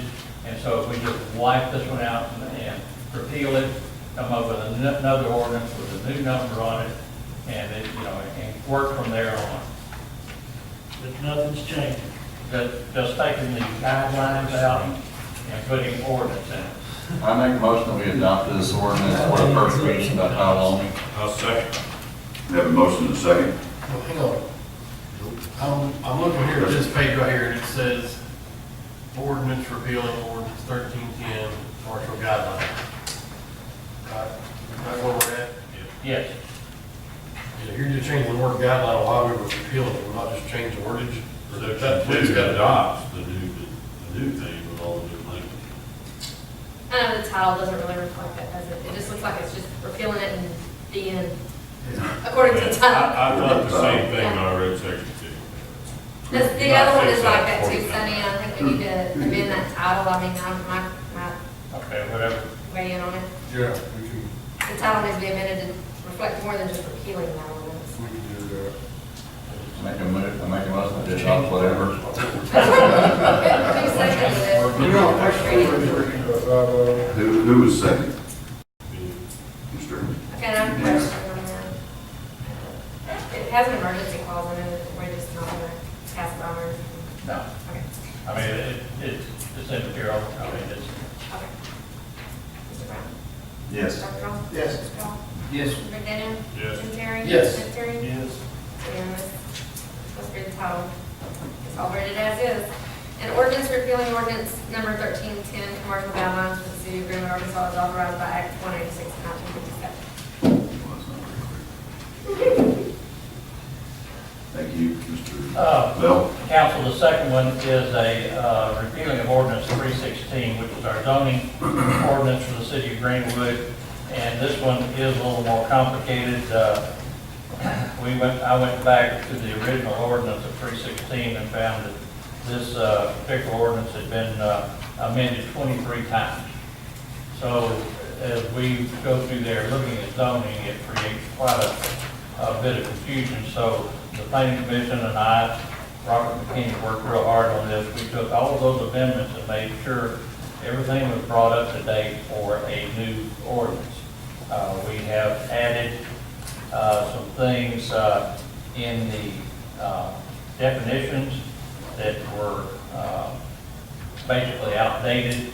Some of the new things that we have added in there is basically some, what is the definition of an easement, court of record, enforcement officer, manufactured home as opposed to mobile homes, mobile home space, open space, planned unit development, which is known as a PUD, and right-of-ways. Those were added into our definitions because, they were just, some of them have been for the update of some zoning regulations later on in this document, but some of them were just definitions left out of the original, pre-16, but Sonny, what will you replace this with? what's that? This, you're repealing 316. I'm replacing it with a, kind of like the other one. We've got a brand new document here with all the changes from the other 23 amendments in it. Plus, we have gone through and we've added some new zoning. We have got zoning for the last ordinance, the R4, R5, was for mobile homes. Well, it will need to track along with this though as we go through, right? Do what? That new ordinance will need to track along beside this. Are you gonna? But this is the new ordinance, right? Yeah, that's the new ordinance. 40 Well, pages. Yeah, there's several pages that go with that. But this is not naming what that is, I guess. No, it will come out with a new number. Instead of the, Well, the title needs to be amended as well, I guess, right? Is what you're saying? Right. Yes, we Yeah. need to order and amend both. This is being repealed yeah, and all we're parts repealing of it. 316 and it'll come out with a new X, number. right? Whatever the number system is. But again, some of the zoning changes that we've made, the R5 was the mobile home or zoning, that has moved to an R4. Our R5 zoning now is for urban, let's see here, We've addressed the manufacturing home issue that we talked Yeah. about last month, right? yeah, see, the R5 is an urban family residential area that includes manufactured homes. By state law, we have to have the ability for somebody to come in and build a manufactured home. We had the manufactured homes in a R5, but on our map, there's no R5. So that's our next challenge, is to take the map, our old zoning map, and to say, okay, now this is an R5. And this R5 is a really good zone, especially for our older parts of the city, Bell Additions, over on Old Hackett, because it allows things like the project that's going in over there off of Beach Street. When they came to us with that project, I mean, we didn't have anything that on our books that allowed that to happen. And so we had to go through there and we had to do a variance for this, variance, and get this thing so that it was kind of custom made for them. But now with this R5, somebody can come in here with that same concept and we can say, okay, you go to an R5 area, which is over here, off of Old Hackett, and you can build there. And this will also open up, we feel, like it'll open up for some development of empty lots, because a developer will have the ability to go over there and already have water, already have sewer, already have streets, and to look at that as opposed to going to a blank slate and having to put in streets, water, and sewer. And we want to try to get this part of town built back up. And it'll also allow, well, you can see 2-family dwellings, duplex residential, townhouses, small group living, of course, churches, parks, and things like that. But this will open it up, like I said, for a 1-2 duplex, townhouse, and a small group living in R5. That'll be what I feel will be the area over here off Old Hackett. That'll be in the Bell Addition. But also, in here we have open space districts. We have a lot of big areas that right now are open space, but should they be zoned R1? Well, not really. The area behind Dr. Johnson's house, big area out there. Is that an R1 area? Or is that could it be for somebody to come in and put a house there in a 5-acre or more slot And, you know, so that's what we're wanting to look at on open spaces, the area behind Westwood. The Denver would be a good open space area. Then we have Old PUD. We've just come up with some new zoning areas, and like I said, that's why and one reason why we want to put this on for the first reading, so you guys can look at this and you know, give us feedback, and we'll work this through. And then once this is down, then in fact we're going to already start on this to get preliminary with the planning commission, is looking at our map and saying this is our commercial zone, this is our R1 zones, this is our R2s, you know, our downtown commercial as opposed to our highway commercial and things like that. So it's kind of a big deal, because we've got some things here that's going to create some opportunities for the future in Greenwood, and we feel like it's going to make some areas that have been kind of overlooked more impressive to a developer and to build out on some of these empty spots. So you basically have three major documents. You'll have your zoning, which we're looking now. You'll have your residential subdivision regulations. And then you have your commercial, no longer guidelines, but commercial regulations. Yes. And the map to go along with the zoning Or zoning map. Yeah. That, all these that you're repealing, all those were based on zoning? Yes. They were all amendments to 316.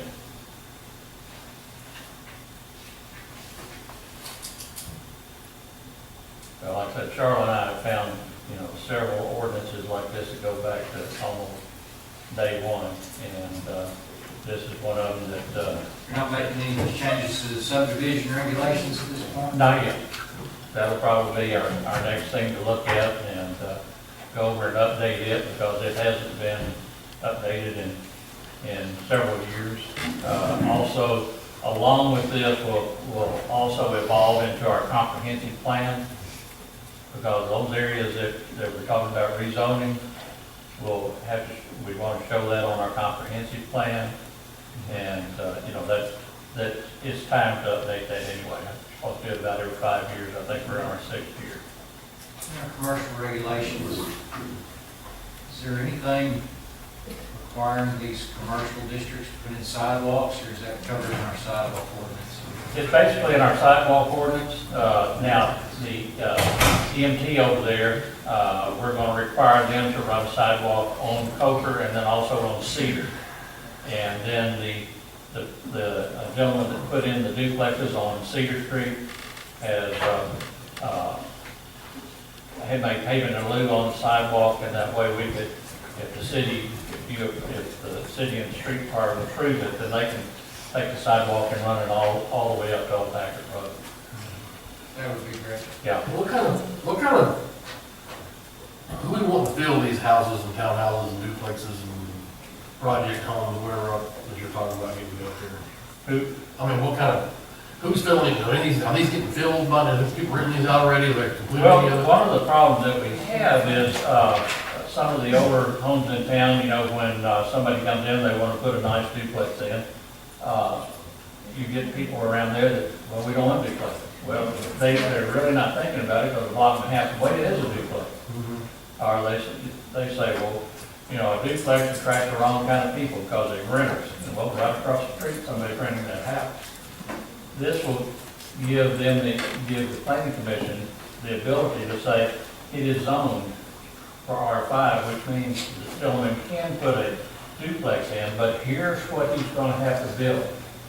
He's not going to put up a small, you know, ugly looking duplex. It's got to meet these steps to do it. So because we want to protect the people that are living there, that live there forever, you know, for a long time. And so it's just going to give, you know, for example, at the corner of Webster and Denver, the gentleman tried 3 times been in a very nice duplex.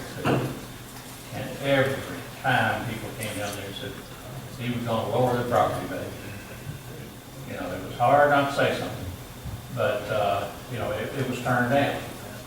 There, gentleman just a couple of months ago wanted to put one out in Bell Division, same thing. And like I said, 2 blocks away from there is a duplex. But it's been there so long, nobody pays attention to it. And so these are the kind of things that we're trying to work for, to make it easier for somebody to come in and say, yeah, we'd like to put a duplex there, a manufactured home. And, you know, people say manufactured homes, they're not like they used to be. Manufactured homes have to be built to a certain specifications, and it has to be approved to us. We have regulations in here, how it has to be, you know, attached and all this. And so, you know, those are the things that we kind of looked at on this and tried to look forward.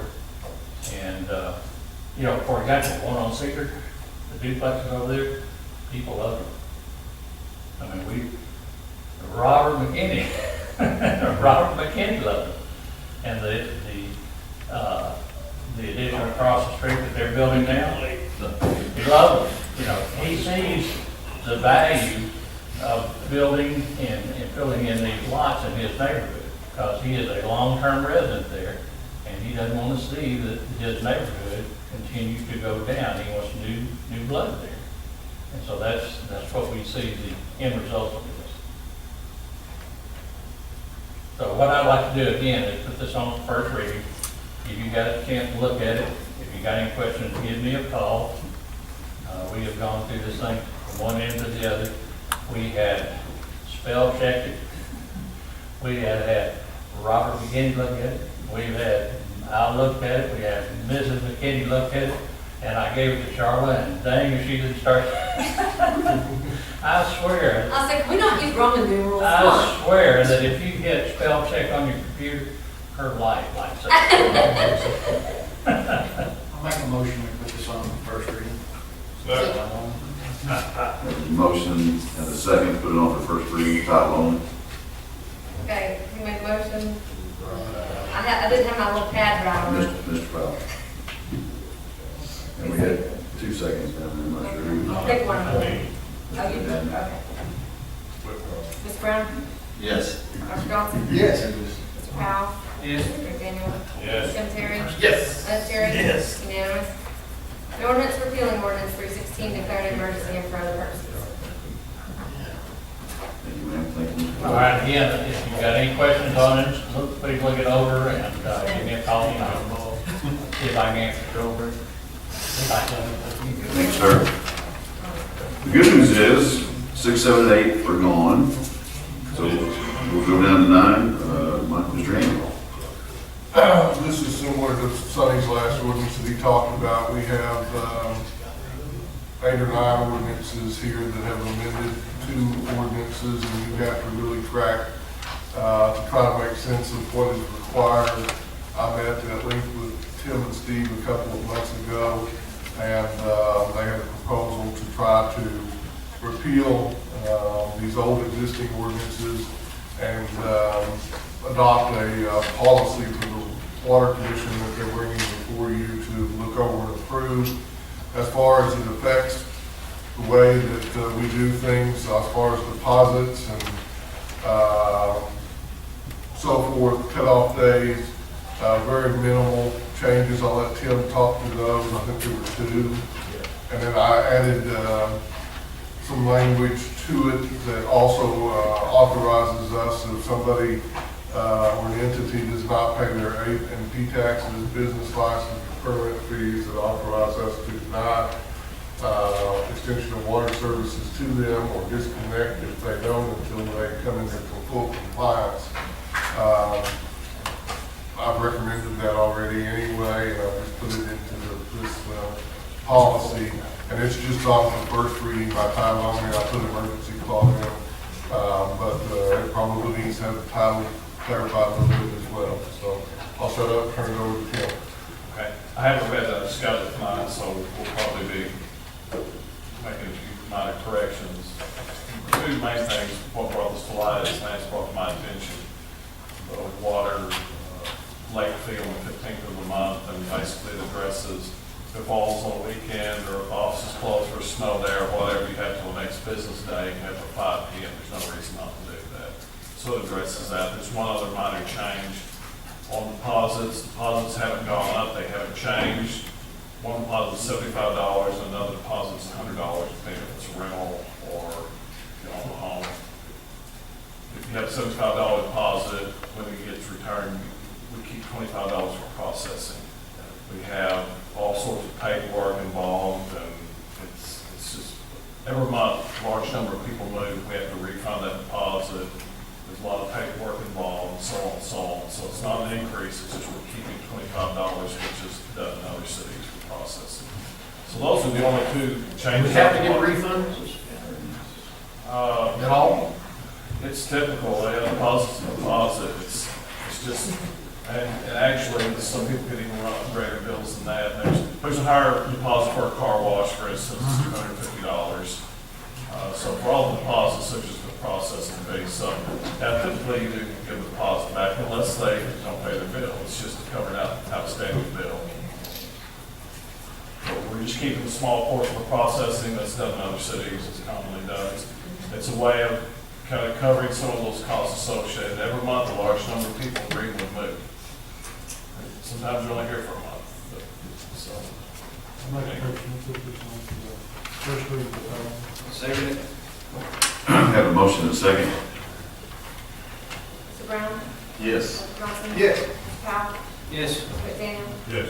Tim Terry? Yes. Richard? Yes. An ordinance repealing ordinance 02-3000-5, declaring emergency for residents. Thank you. Unless I have miscalculated, that's the last item on our agenda. Department reports and questions from council, we kind of covered already. Is that fair to say, council? It is. Okay. Council forum? Yes, okay. Is Sonny here? Did he leave? Left, there he is. I've got a couple emails, I'm sure we all did, from the folks up in Forest Hills. I had about 10 different replies typed out with this gentleman, Steve something. And I never sent them because I wasn't sure if I was just talking off the top of my head of what I thought about the whole situation. But Is that Mr. Steve? Steve McDonald. Steve, yeah. And so, just so you know, my reply was gonna be something to the fact that we've talked about it at the meetings. They met all of our regulations and guidelines as far as purchasing the property and how the thing's getting built. What I don't know is if there were subdivision regulations that were not done right. I don't know anything about what Forest Hills require for those commercial properties, but as far as the city goes, they met everything to the letter. There's nothing, I mean, because you have the email there. Well, here's my response to him. The business you're referring to is in a C2 commercial zone area. Since a variance was not necessary, the city council did not have to approve Mr. Miller building the structure. Mr. Miller met all of the zoning requirements and also the Greenwood commercial guideline ordinance. He will be allowed to park no more than 5 rental units outside of the fence, and he has a fence for overnight storage that will match the color and character of the fence in Forest Hills. So I think you can see the project was controlled and had limitations placed on it. As for being unsightly, that is a subjective term. It is determined by the particular zoning. For example, if somebody parks 5 U-Hauls in the middle of a residential area, it would be considered unsightly. But in commercial zoning, it is acceptable. The sign ordinance that you're referring to is ordinance 0329, and it states that signs placed on vehicles or trailers which are parked and located for the primary purpose of displaying said sign, and this does not apply to signs or lettering on buses, taxis, vehicles operating during normal business hours, or signs of charitable or political nature. The placement of U-Haul equipment is not for the purpose of only displaying a sign. They are for lease. 200 square foot references for the permanent sign, which is to be constructed. Okay, and I said I hope it answers your question. So, yeah, it met and exceeded everything in that particular zoning. I don't know if you remember, but some years back, there was a gentleman that wanted to put a duplex complex there where the church had bought that property. And again, they came out of the woods, and they don't want a duplex behind their house, got an apartment right next door to it. And so, I told the people, they were looking for a variance to rezone that to an R3. And I said, folks, I said, think about this. A 76 truck stop could build in that area. That's what it's zoned for. I said, this gentleman's asking to rezone it to an R3 for a duplex. We don't want it. So now, the gentleman that used to be on Ware Road is opening up a nice little shop there. He's doing everything he's supposed to, landscaping, fences, and, he has agreed not to park over so many vehicles out there. He doesn't have to do that.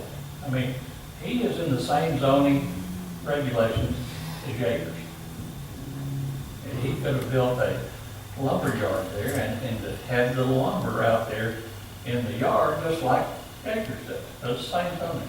But he agreed, 5 vehicles, fence, brick along the front, and all that, so. That's the name of that thing. Okay. I'm glad you applied. I literally had a bunch of stuff typed out, never hit send, but I wasn't sure about the topic. Yeah, I understand. My attitude isn't always what the law is.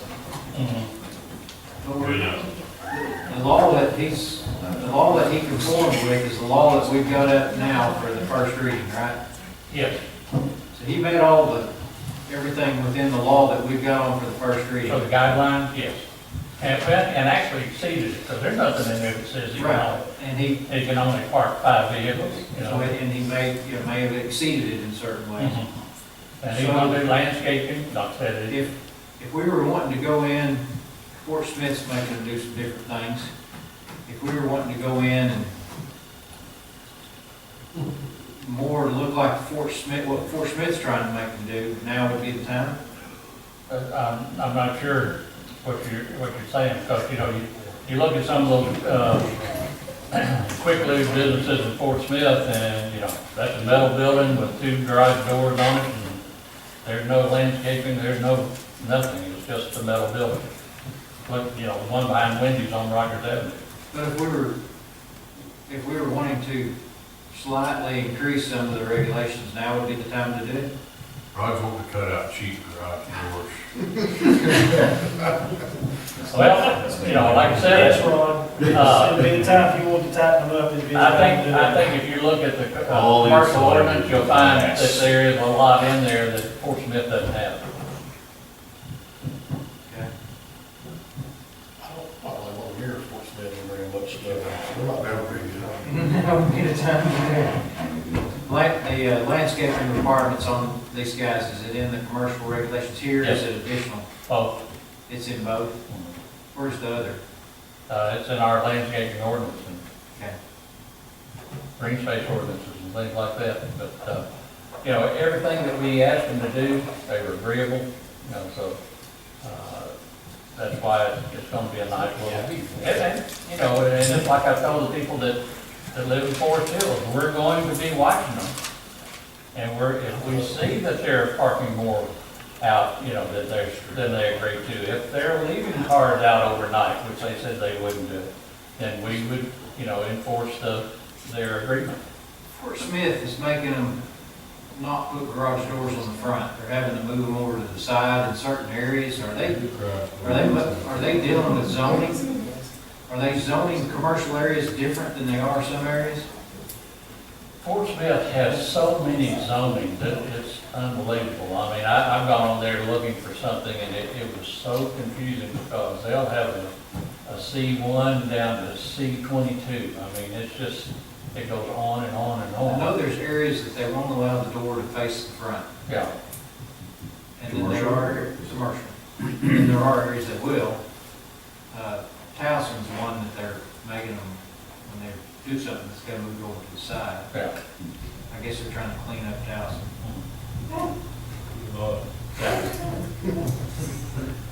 We're trying to get home edition. Well, I may talk to you during the month. All right. Sounds good. So anything interesting from your teleconference with the governor and Mike Preston about the economic development? It's basically, you know, we talk about what's going on in the state. You know, one of the things that impressed me, and I also heard it with the local Chamber of Commerce, that since the change of administration, there has been over 60 or $600 billion of interest from out-of-country businesses wanting to come into the states. And of course, you know, the governor and the economic development jumping on that day to day. And so I think that we'll start seeing more coming our way. You know, different, and we're seeing them coming. We're seeing some things right now, and so places that are hiring back again are.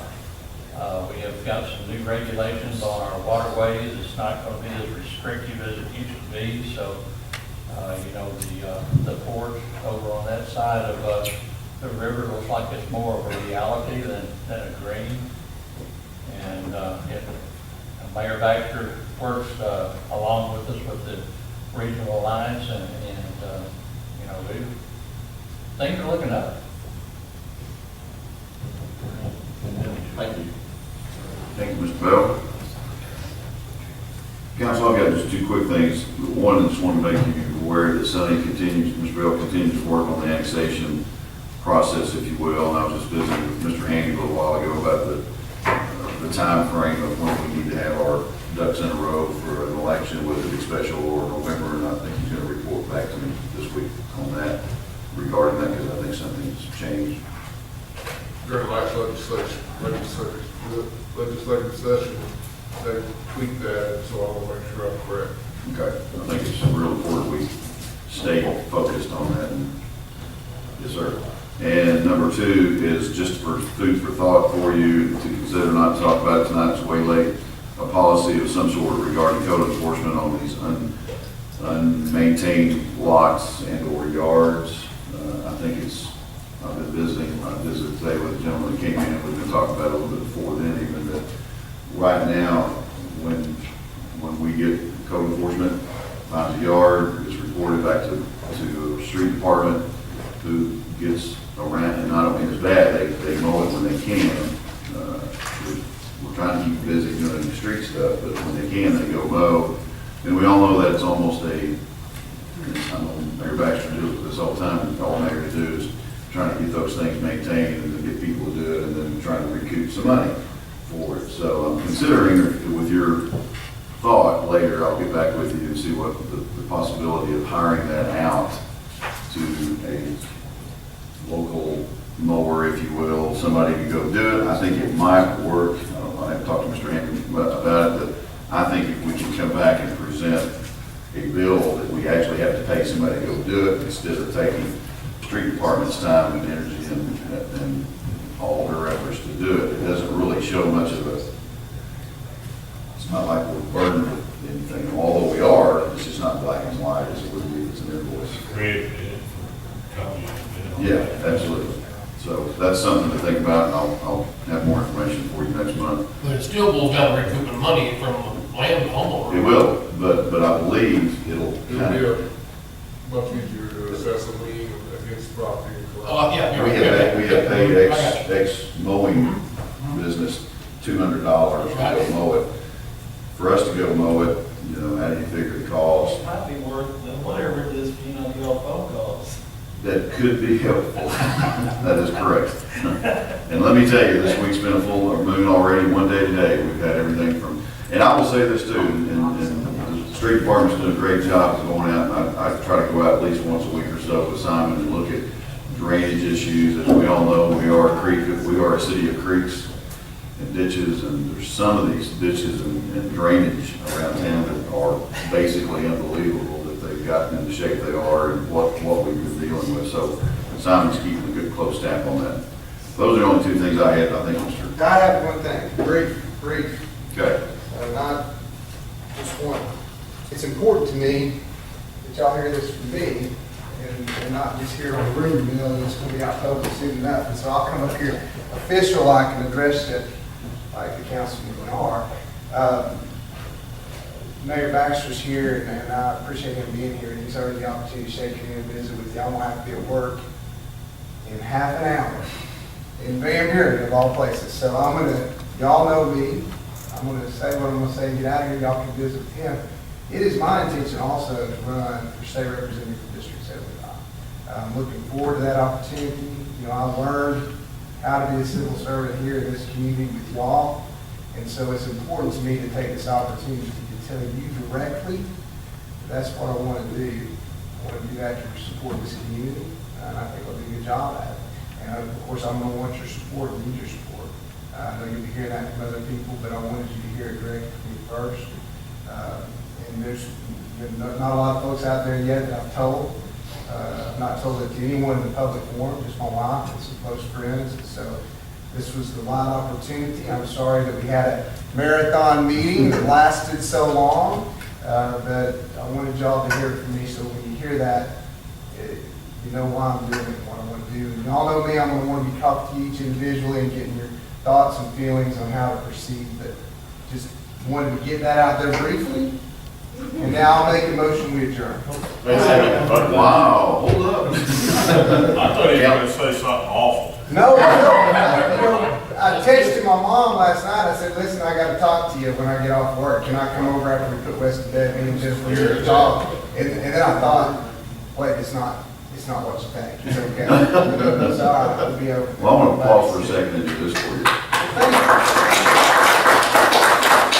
Councilman Powell had something. I think I saw that you trumped that. It's not quite as Did I lofty. see Trump?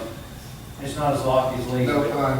About 6-7 years ago, Councilman Lance Terry started on the process of becoming a certified municipal city alderman. And he completed that here a few months ago, got his last class.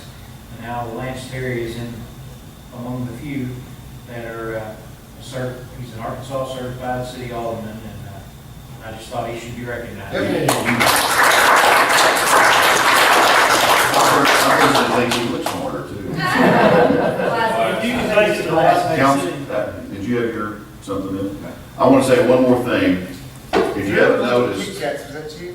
if you haven't noticed, a lot of the councilmen have been munching this evening, so if these guys don't go to sleep in the next 4 hours, I'm kind of curious who ate all their candy. I was basing Look at you. Oh, But anyway, we try to make it sweet. Thank you for coming. Sorry it took so long. But Mayor, Chief, you got something? Yes. I did put in your reports that I've had the new officer come, and he's here, so he come up here. I'll tell you a little about himself. Do we get to taste it, or is that already happening? It's happening. That's already happening. Yeah. What has to be done is what has to be done. That's right. I'm Lee Cooper. I started here early this month. I've been here for about a month now. Early last month, I should say. I'm from Paris, born and raised in Paris, Arkansas. Worked for Logan County Sheriff's Office before I came here. And worked there for about a little over a year. Started in the jail, went up to the Police Academy in Fort Smith, graduated there. And Greenwood, somewhere I've been wanting to go for probably, I think, this would have been my third year to put the application in. And this time I had a couple of people that knew me that worked here. They knew I was a certified officer, so they told me to apply. And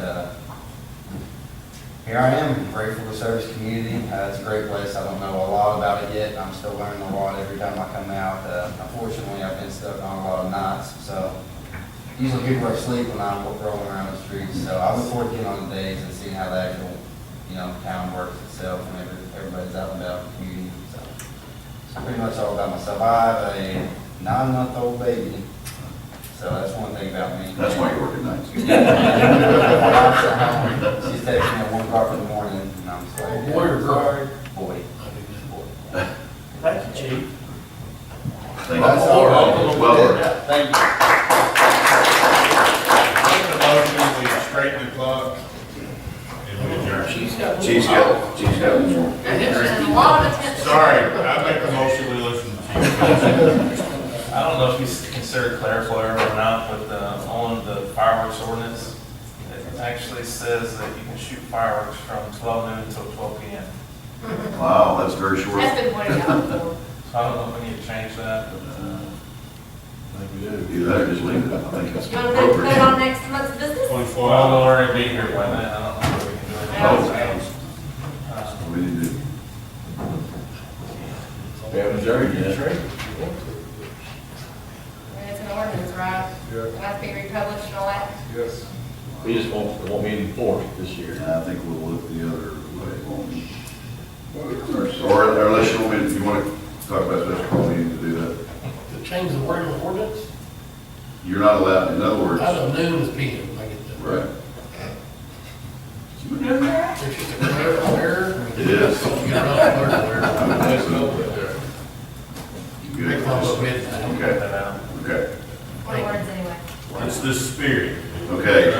I want to personally thank again, excuse me, Mayor Baxter and the lovely Mrs. Baxter for being here First lady tonight. of Mulberry. First lady of Mulberry. Love it. Thank you so much for being here, and I look forward to being with you. So folks. nice, I'm gonna come back. Oh, goodness, I'm. Wow. Straight up, please. We have some fine chocolates for you. Yes, we do. I would entertain a motion to dismiss. Oh, I'm sorry. Ms. Baxter? Ms. Baxter, did you want to say something? Oh, I have enjoyed it, and this would be equal to about 6 months of meetings. Yeah. Hey, real quick, I'm sorry, this is important that you know too. Charlotte Derry's brother tell. Oh, well, he saved 2 people's lives in Crawford County at Mountainburg, near Mountainburg at Clear Creek. Might have seen it on the news. Okay. He's a whitewater kayaker, and yesterday, there were 2 people stranded in a flash flood, and he called the authorities. They came down there, they didn't know how to do swift-water rescue or anything, have anything. That, and he went up to his house at their request, brought his stuff down, and helped save those 2 people. That's pretty cool. Is there a motion to adjourn? Thank you, because I think. Motion for adjournment. I was messing it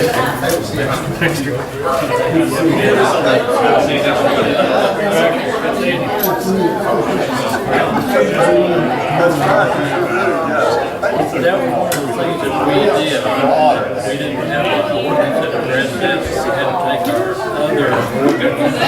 other variances to make them R5 of them. Now, Hey, do you know, type of buildings like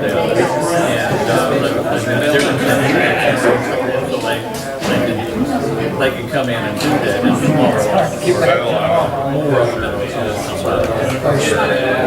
Like I said, the one that Buddy built over here. Oh, is it? Yeah.